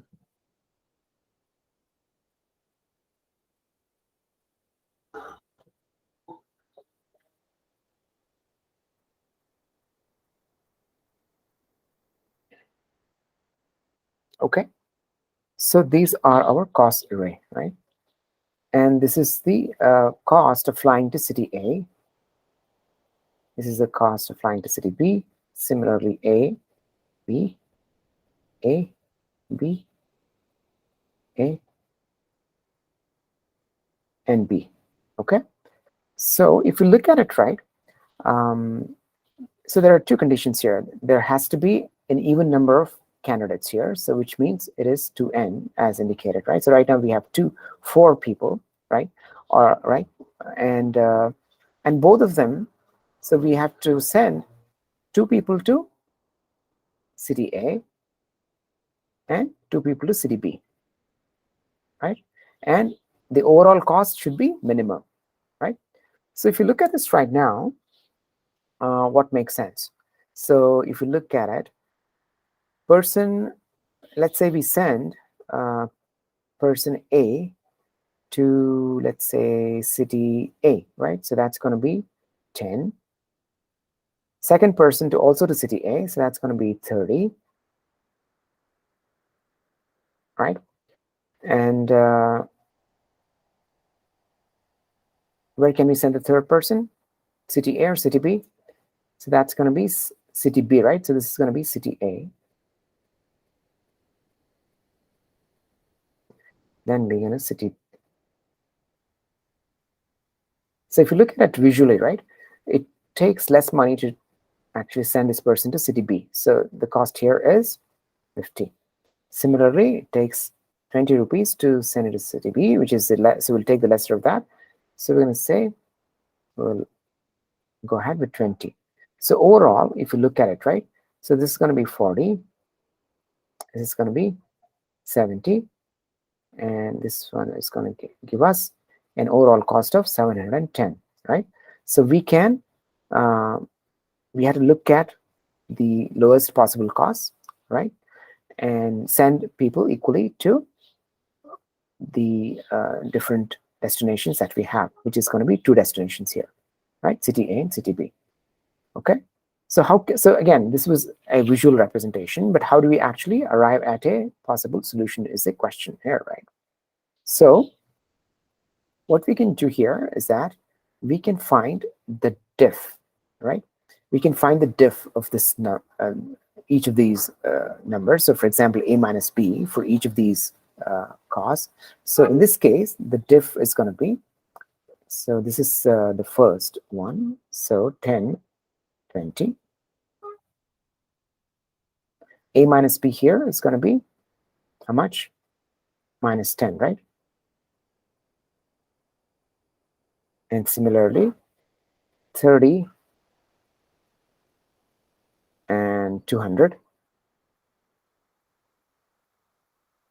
is going to be 170, right?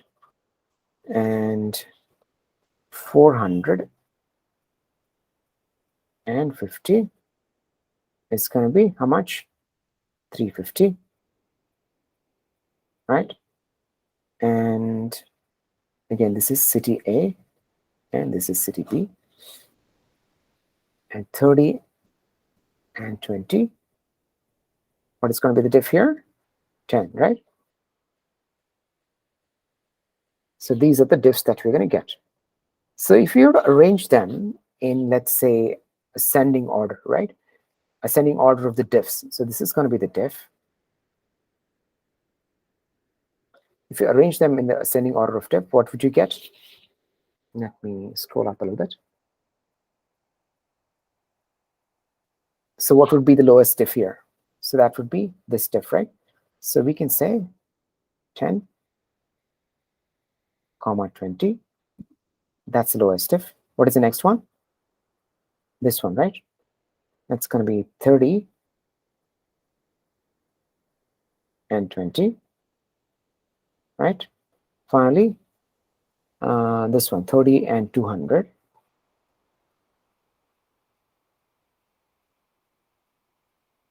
And 450. Oops.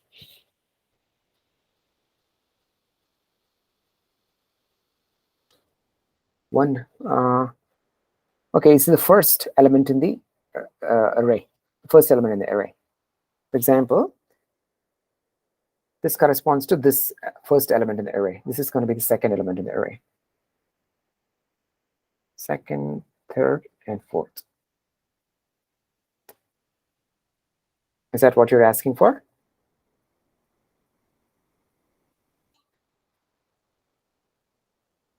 Minus 10, the diff. 10 minus 20. So this is diff is going to be a minus b.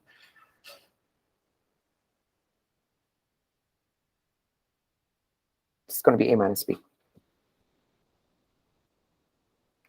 So if we were to now arrange them in an ascending order, which one would come first? Ascending order of the diff, of course. So 10, 20, 30, 20, right? And 30 and 200, if I'm correct. Yeah, this one. And then 450, right? 400,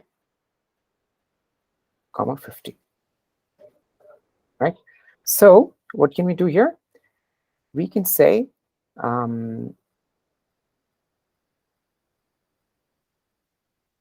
is it right?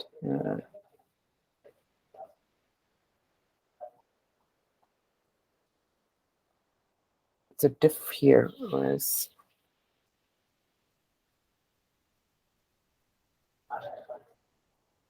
actually, just a minute here. So 10 and 20.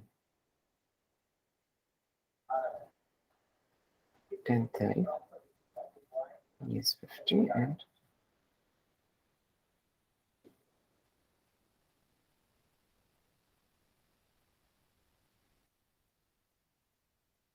okay, I got it wrong here. This was 30 minus 200, right? So this is minus 170 here. I got it wrong. Okay, so which means the ordering here will be slightly different. This one, right? This one will go here, and this one will come here, right? Yeah, I got it wrong. Okay, when we actually arrange them in ascending order, this is what we're going to get, right? So what we can do here, we can say we can send to the first two people to location A, right? This is location A, and the second set to location B, right? Which is going to be here. So what do we do here? 10 plus 30 is going to be 40. 40 plus 20 is going to be 60. 60 plus 50 is going to be 110, which is what we're expecting here, right? So essentially, we are dividing this in two, and the first set we send it to to city A, and the second set to city B. Again, this is happening because I'm doing this in an ascending order, right? If I did this in a descending order, obviously this would be here and this would be here. I could say send the first two people to city B and the second two people to city A. Okay, because I'm doing this in an ascending order, I'm taking this approach. Okay, so this is how you would do it. And here, the complexity would be, again, because we're doing the sorting here, it's going to be an n-log algorithm, because we're going to be sorting this one by ascending order, right? So this is going to be n-log n.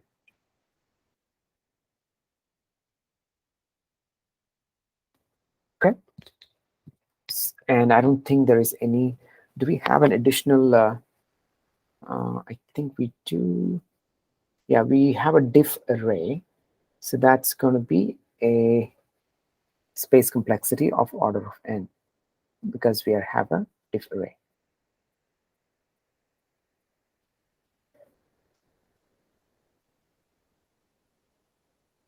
Okay. All right. So this is what it is. Let's go back and then start coding this one up. Yeah. And hopefully I'll be able to essentially drive home some of the points that we discussed here. Okay. I'm going to go back here.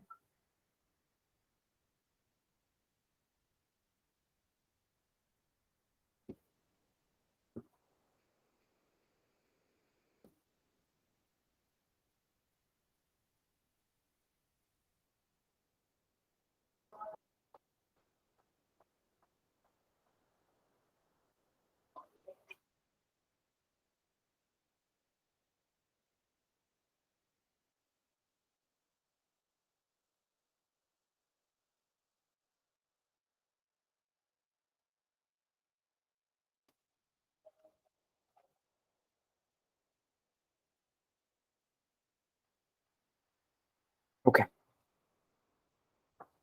I'm going to say part 4.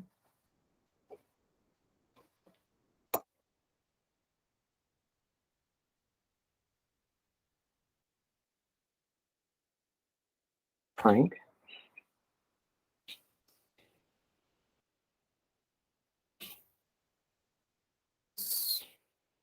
Yes.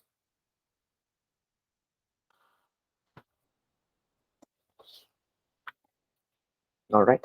Let's go ahead and do this.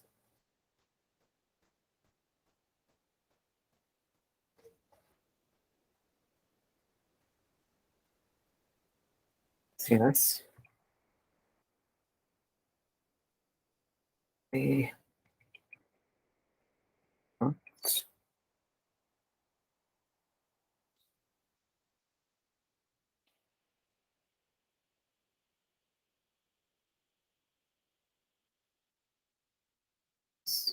And get a cost array, right? There we go.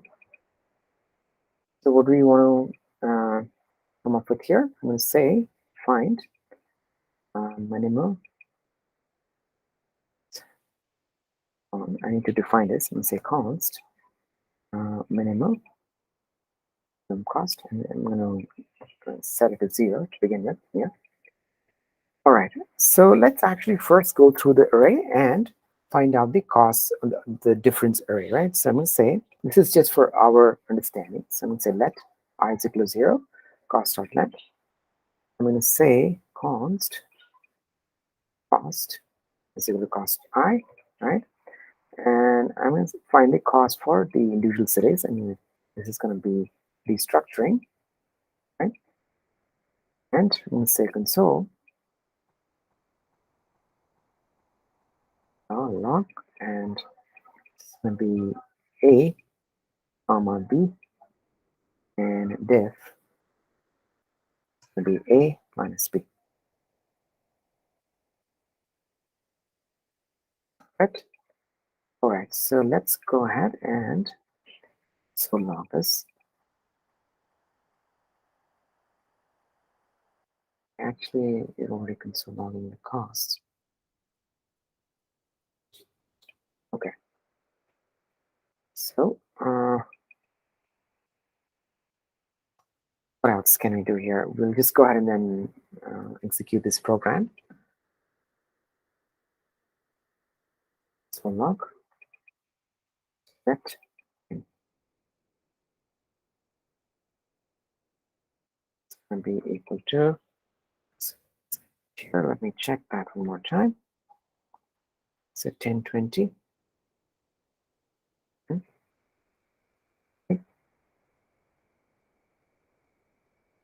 3200.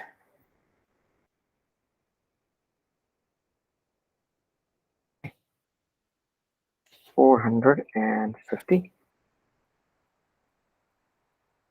30 and 20. So I'm going to take this input and just execute this method console.log. Find, is that the method? Find billing costs. Yeah. And the cost array.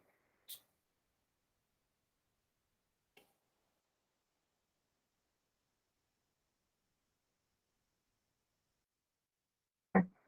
Let's go ahead and execute this, what we get. This is just to get a feel of the solution that we are devising here.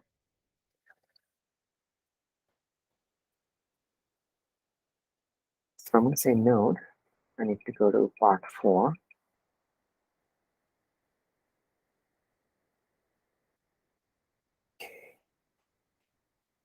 Okay.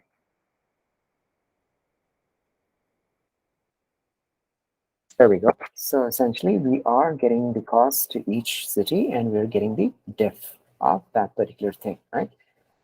Okay, and that's what we wanted. And we can go ahead and check, sort this particular thing right now. Okay, I'm going to sort it based on the diff, right? So I'm going to go here right after this. I'm going to say cost sort. Okay, it's going to be a function that's going to get two inputs, right? I'm going to call that x comma y, right? And I'm going to essentially sort it based on the uh, difference, right? So I'm going to say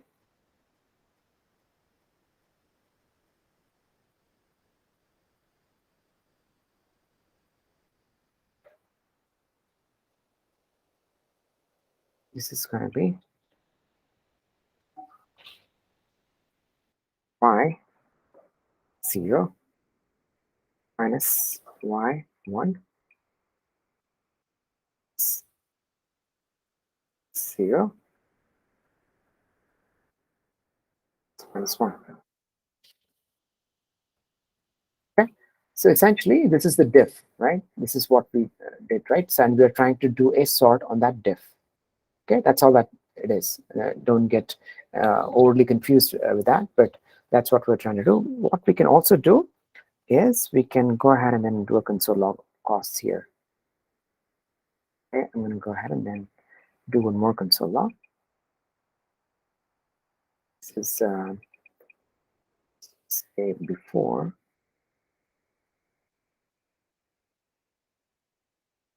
This is going to be after.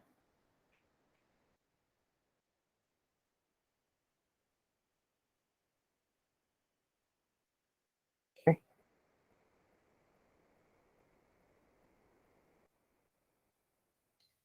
This is what we get after the sorting, right? So right now, what we can say is that because we're sorting in this particular fashion, we can say we can send the first two people to city A and the second two people to city B. Is that correct? I don't think so. This is not sorted properly, I think. Because no, it is. It is. So yeah, first two people to city B and second two people to city A, actually. Yeah. So if I, and I'll show you the other way also, right? In this case, it turned out to be city B first. And if you do it a little slightly differently, right? When I say slightly differently, it would be y1 minus y0. Okay. So for example, if I copy this and say y1 minus y0 and x1 minus x0,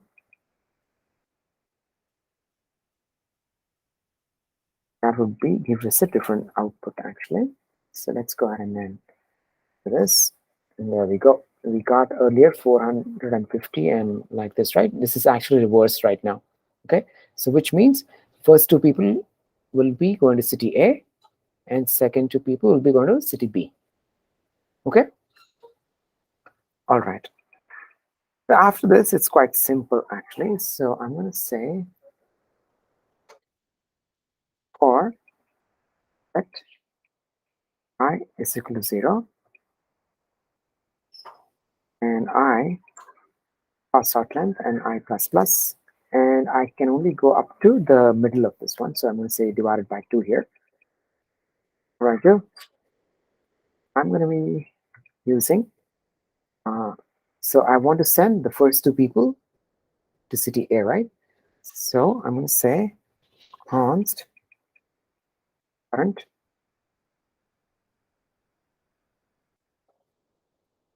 to costs I and 0 because it's city A, right? Okay. And total cost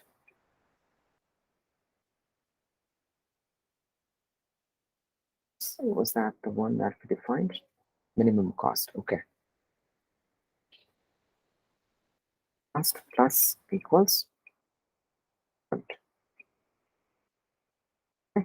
Similarly, I want to send the next set of people to city B, right? I'm going to to copy this, and this is going to be starting I is equal to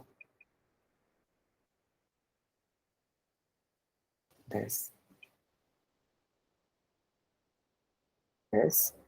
and I less than r start and right.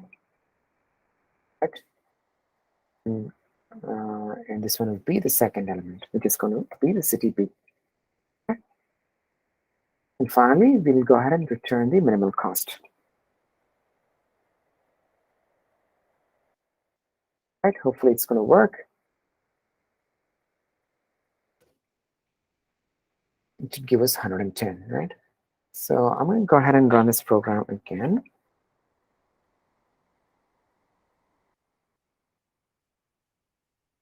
That it actually applies. Okay, assignment, constant variables, so I need to make it let.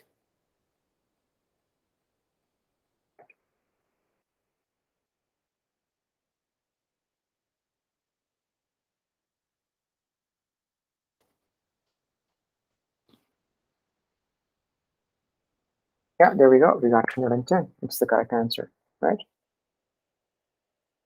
Okay, so as I mentioned before, this is going to be because there is sorting involved here, right? Time complexity obviously is going to be order of n log n, right? Space complexity is going to be order of n, right? Because this is going to be the diff array. Okay. Any questions? Any thoughts?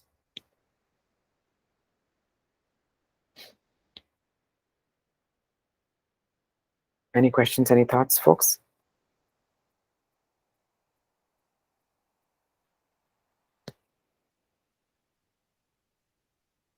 Okay, so can we move on to the next problem? Okay, great. So next problem, I will choose I'll not go in the sequential order. So I'll actually go ahead and choose an interesting problem, which is going to be the involving, let's say, recursion and also optimization. Okay, so it is something like okay, coin change, right? So a person is traveling in a bus and is asking for a change for n rupees to the conductor.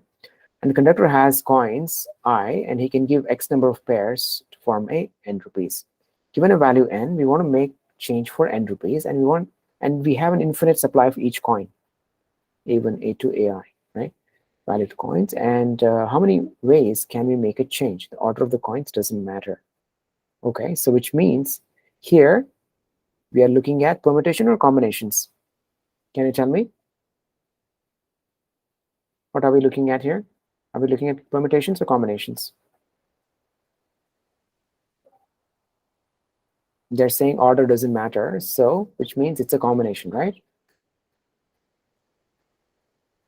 It's not a permutation. Okay. And so essentially, if he's asking for a change of 4, how many ways it can be given, right? So and he has coins of 1, 2, 3, right? So we can have, let's say, I'm going to go back to my drawing board here again.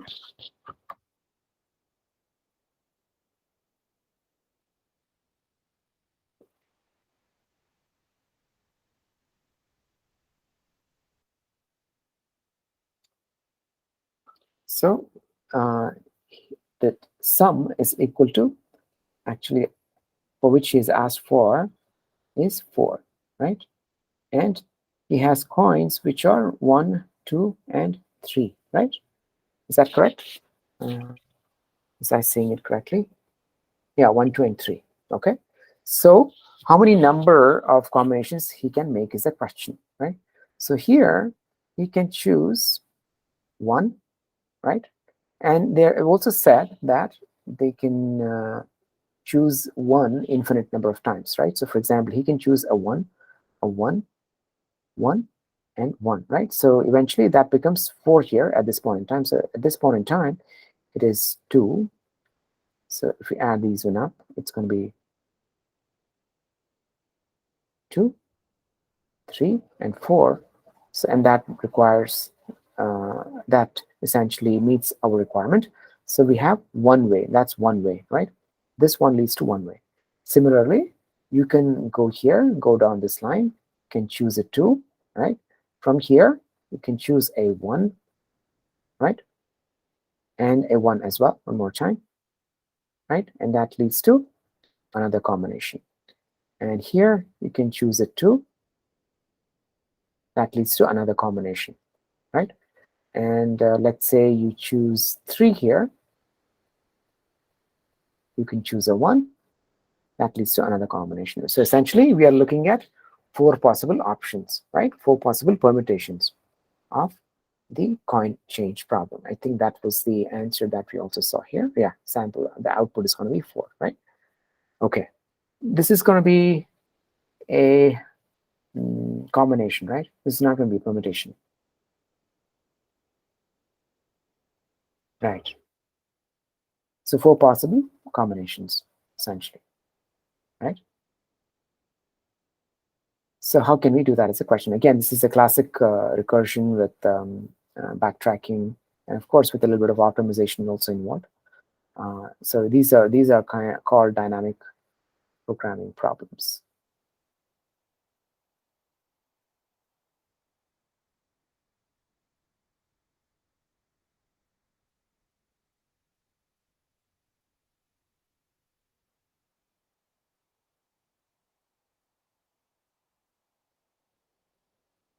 Okay.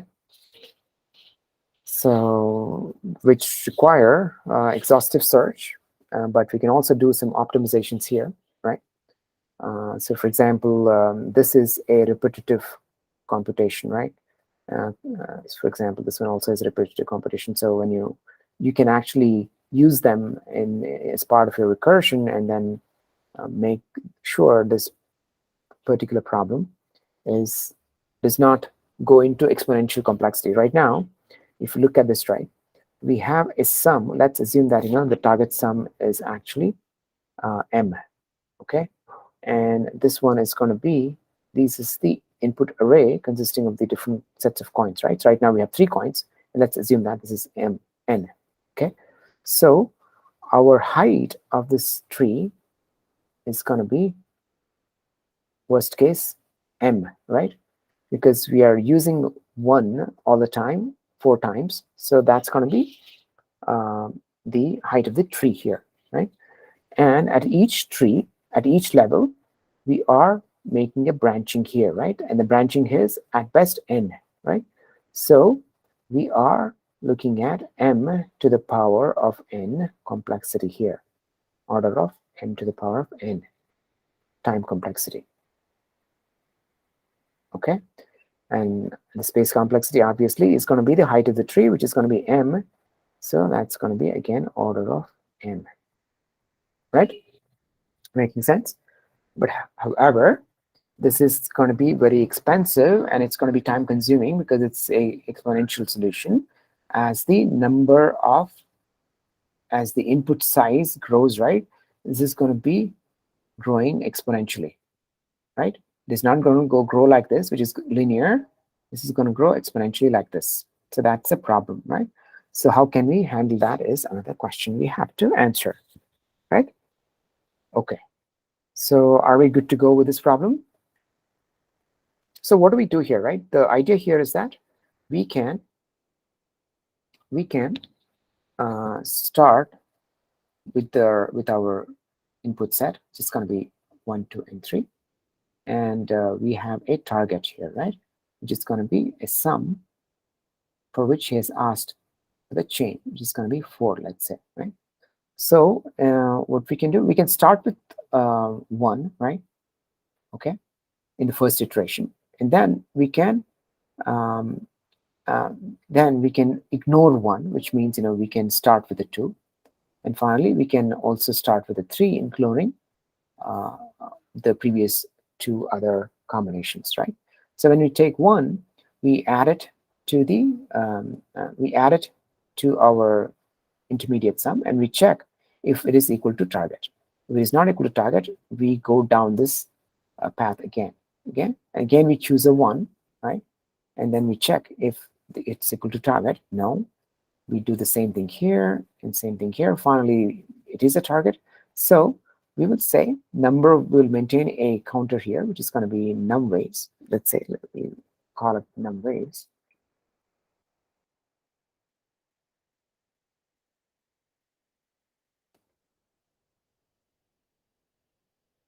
Right? It's going to be 0. And the moment we hit this target, this is going to get incremented to 1. Right? Similarly, if we go with 2, we can go with another 2, right? We can go with 1 and 1, right? This is going to hit a target. So essentially, it's going to become 2. And again, if we this particular option, we can go with a 2. So this becomes 3, right? So we have, and then moment we have reached the target, we don't explore any other options here down the line, right? And then we go to next option, which is starting with 3. So we can start with a 1, right? And we can also go with 2, but here it is going beyond the target, right? So actually this one gets triggered, but it doesn't add to our result. Similarly, we can go with 3 also as the other option. Doesn't yield any result. However, this one does yield a result. So our number base becomes 4 here, right? So that's how we're going to do it. Okay. And this is going to be a recursive solution. And it's good that we actually looked at a few recursive problems before. So that way it's going to be easier for us to relate to what we're doing here, right? Okay. I just need a quick water break, and I'll come back in a second.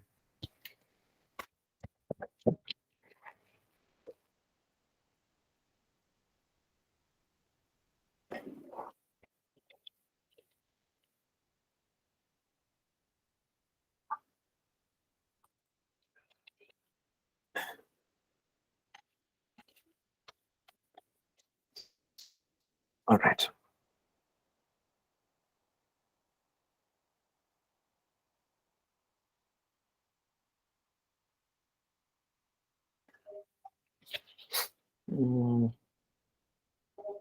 Okay, this is client scheduling. So in this case, I'm going to set coin change or something like that. I'll just name it simple underscore change.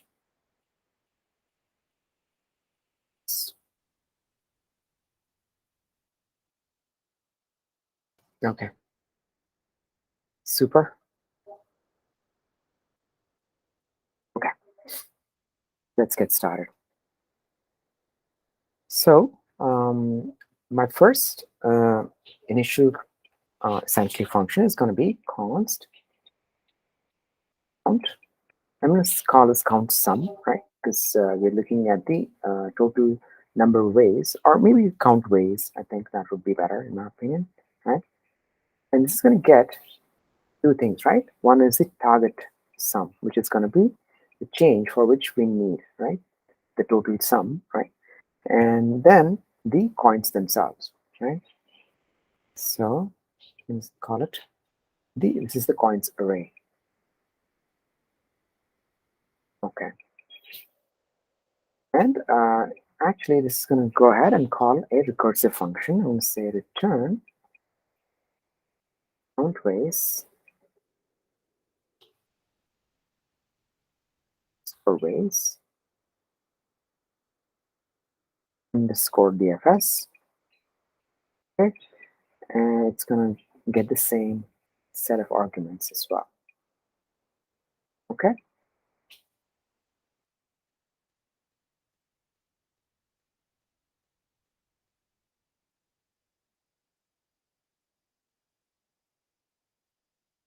Okay. All right. So let's go ahead and then code this one up. I'm going to say count ways underscore DFS. Okay, and this is going to get a, this is going to get the target and coins. And it is also going to get an index here, right? I'm going to call that index, IDX, and this is going to be the starting point for us. So essentially, we want to start at a certain point and also exclude and include certain elements, right? That's what it's going to drive. And I'm also going to keep track of the incremental amount. So I'm going to say this is going to be amount equal 0. Okay, because we are not passing them as part of this call, I can go ahead and then set them to a default value. I was not paying attention to the chat window. Was there any question there? Hopefully not. Okay. What happened to this? Gone.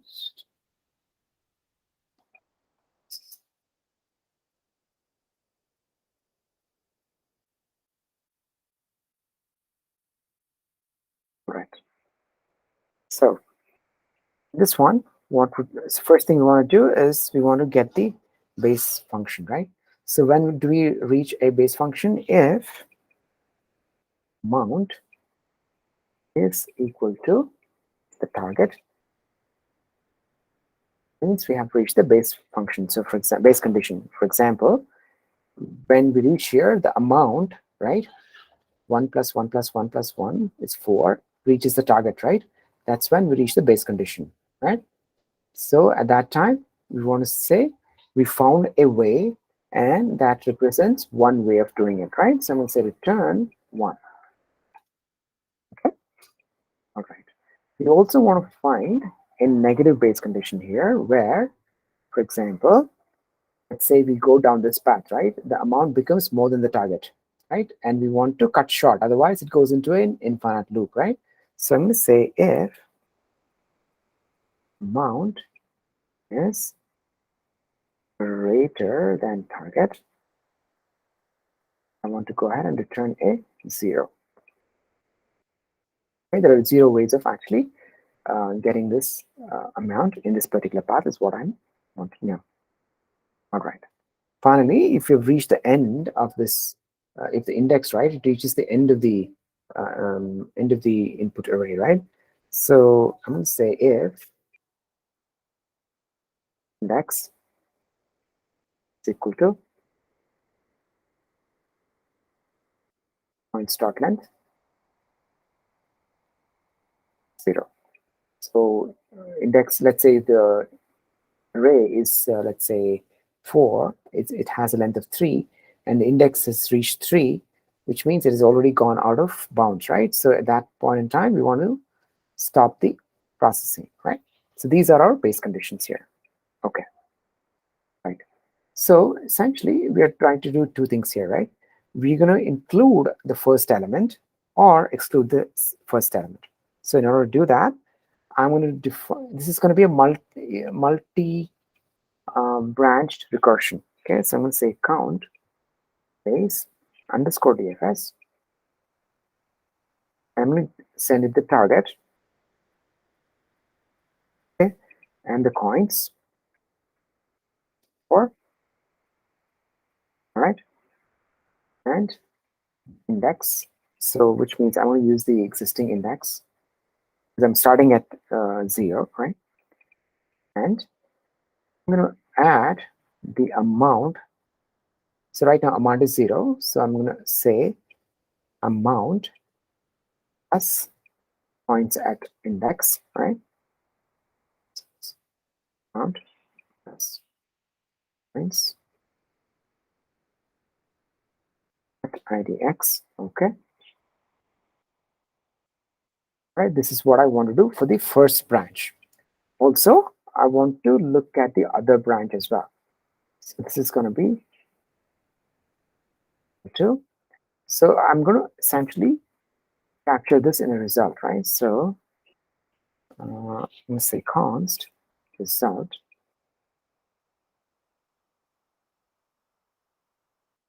this, and this is going to be plus. I will say count base DFS, right? And it's going to get the target as before, coins, of course. Right? And in this case, right, I want to go ahead and access the next index, right? So I'm going to say index plus one. Oops. Maybe x plus one. Okay. I want to try a different option here, right? And I will use the same amount. I'm not going to add anything to that amount. And I think that's it, right? That's all that we need here. Mistake. Okay. And then you can go ahead and return the result. This is the number of ways. Okay. That's all that there is to it, folks. So what we're trying to do here is that we are using a multi-branched I wouldn't say multi-branch. Yeah, this is actually multi-branch. So what if I go back to the diagram here, right? I'm trying with this option 1, right? And then I'm also trying with this particular option 2, right? So I can say I want to include 1, or I want to exclude 1 and then start with 2, right? That's what I'm trying to do here. Okay. Okay.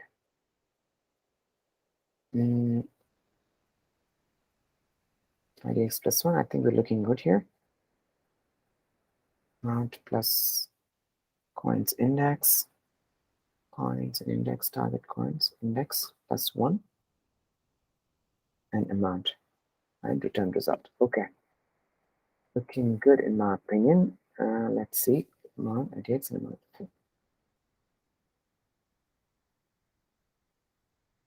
Yeah, generally recursive problems are very compact and concise, but I guess the key point there is to find the base case and the recurrence relationship. If you find that, your major work would be done. Optimization will not be a very complex issue. Just finding out the base case and the recurrence relation is going to be a key thing. Okay. Okay. So I'm going to go ahead and call this one right now. I'm going to say console.log, and this is going to be equal to count underscore raise, and before we'll use the same line 12. Okay. So this is a recursive solution. We all understand that, right? So what I'm going to do is I'm going to pass the index, right? So initially we start with an index of 0, right? Which means we take, if we are considering this input, right? For example, 1, 2, and 3, right? If you're considering this, right? We consider 1, right? And then add it to the amount, okay? Which is that index. So essentially amount here becomes 1, right? In the next one, what we do is we actually go ahead and not choose the second, we go ahead and choose the second element, which is going to be 2, okay? But the amount will remain the same. We'll not add anything to that, okay? So we are doing exhaustive search here. This is the exhaustive search mechanism that they do. So we exclude one element, and in order to search other options, we include the other element. Okay, so here we are including it here, right? Okay, including it as in we are adding the amount and the coin itself. But here, if you look at it, we're not doing anything at all. We are passing the amount as is in the second part. Okay, that's the exhaustive search part. Okay, so if I do this right now, hopefully this is going to run. Let me go back here. I want to get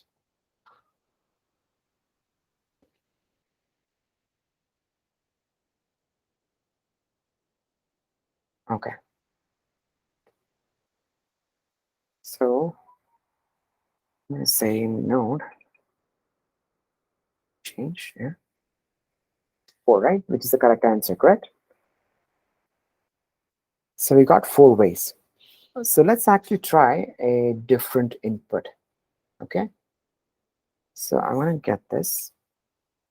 So let's say I want the target is 1,000. This is 1,000 rupees. And I have these coins, 4 and 5. Remember, we looked at the complexity, right? Look at the complexity. It was exponential here, right? It was exponential m to the power of n, right? So here, this is going to be 1,000 to the power of 5, right? Here, it was 4 to the power of 3. Here, it's going to be 1,000 to the power of 5, right? So let's see what we get here. So I'm going to go here with this and just look at the performance here. Okay, I'm going to wait for a few more seconds. And generally, if you're writing good program, it should come back in less than a millisecond, right? Depending on, of course, the complexity of the functionality. But here, this is going through all the possible combinations, right? And then looking at number of ways in which it can give change for 1,000 rupees using these many options. Okay, you can actually, when you go back home, right, you can actually look at this diagram and then, try to trace the state tree there. Okay, for this particular combination, target of 1,000 and then input of 1, 2, 3, 4, and 5. Okay, so let's go back. Did we get any response? No, not yet, right? So it is not yet come back. So we started at, I think, two minutes ago. I'm sure at least a minute ago, right? So far it's not come back. So I'm going to go ahead and so what do we do in such a case is the question, right? So we can do optimize on these kind of solutions. So how do we do that? We can use a concept called memoization, okay? And that's the top-down approach. And we also have another method called tabulation, and that's called the bottom-up approach. Okay, that uses a concept of arrays, but in this case, since we are following DFS, we'll use the top-down approach. Okay, so what do we do in memoization? All we do is we actually go ahead and store the frequently calculated values, right? So I'm going to introduce another variable here, and I'm going to call that memo. It's going to be an object to begin with. Okay. All right. So for each intermediate output that I produce, right, I'm going to essentially store that in the memo, right? So I'm going to say let, and this memo is going to have a key is equal to, and the variable here is the amount, right? So I'm going to produce an amount for a particular value of I underscore plus I.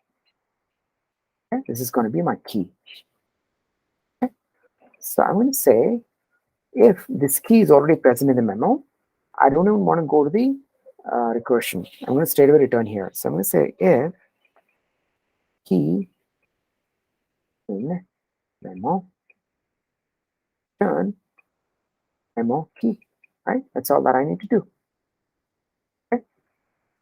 However, I also need to make sure that I'm passing the memo to here, right?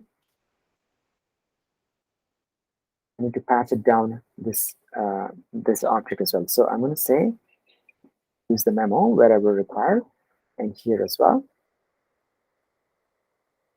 Okay, and I want to store this result in the memo as well. So memo key result.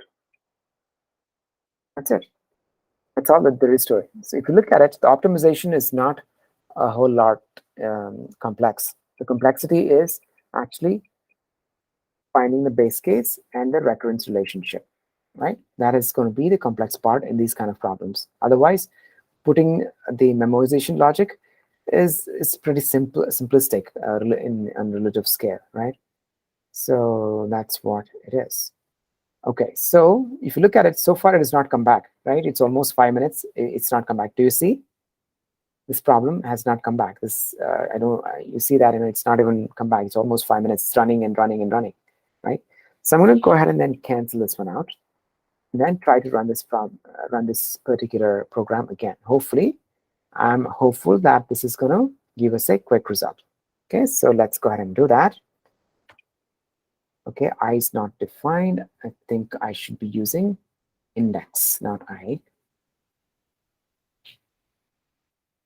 Okay, that's good. Oh, do this one more time. There we go. We got it instantly, right? So this is the power of optimization, right? So we reduce the complexity from exponential now to a linear complexity.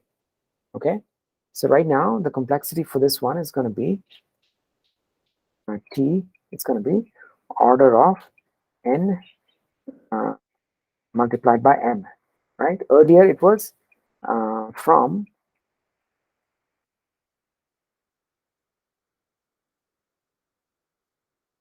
m power of n, right? This was exponential. However, the space complexity remains the same.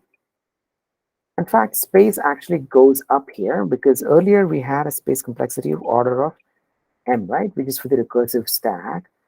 And we have additional space here for the memo, right? So that's going to be order of m as well. Okay.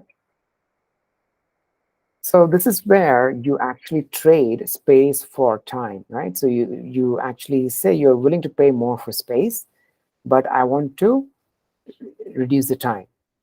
I mean, this is one of those problems that where you can do that space-time trade-off. Okay.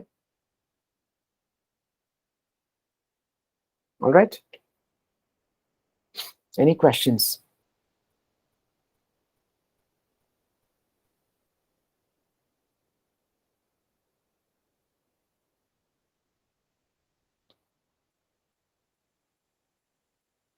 Any questions, folks?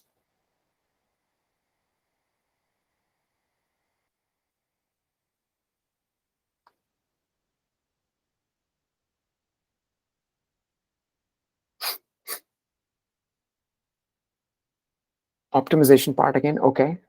So optimization part, right? We are actually storing the intermediate values, right? So for example, if I go back to this diagram here again, if I go back to the diagram here, right? So we already chosen this particular value, right? I'm sorry.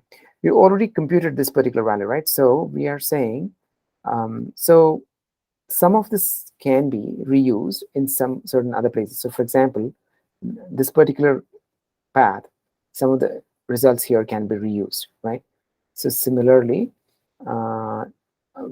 because it's a smaller problem, we may not have a lot of transitions here, but if you take the other problem, there'll be a lot of transitions, right? Let's say 1,000 rupees and change with 1, 2, and 3, 4, 5 coins, right?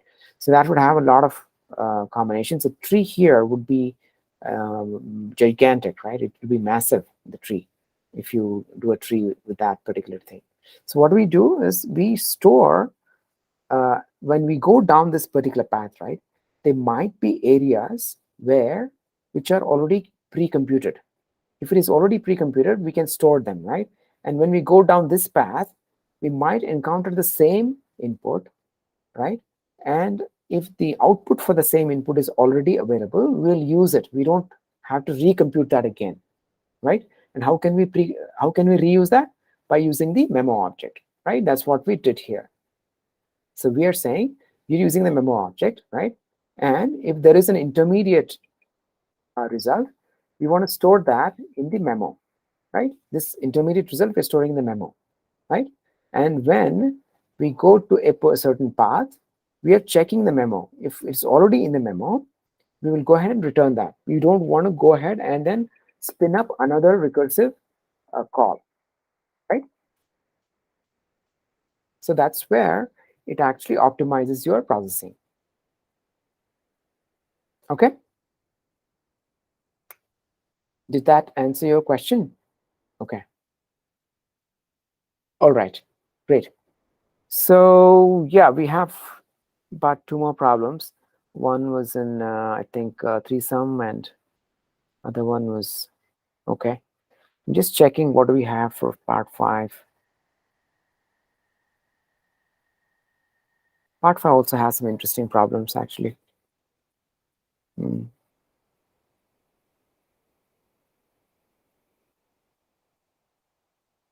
Okay.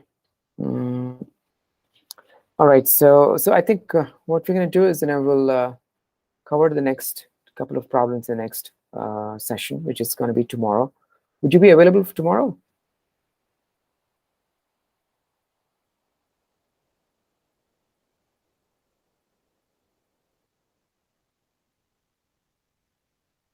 Okay. Super. So I think we'll continue tomorrow. I don't want to stress you guys too much, because we covered quite a few interesting topics today, especially in recursion, right? So continue to explore and try to interpret some of these things that we did today.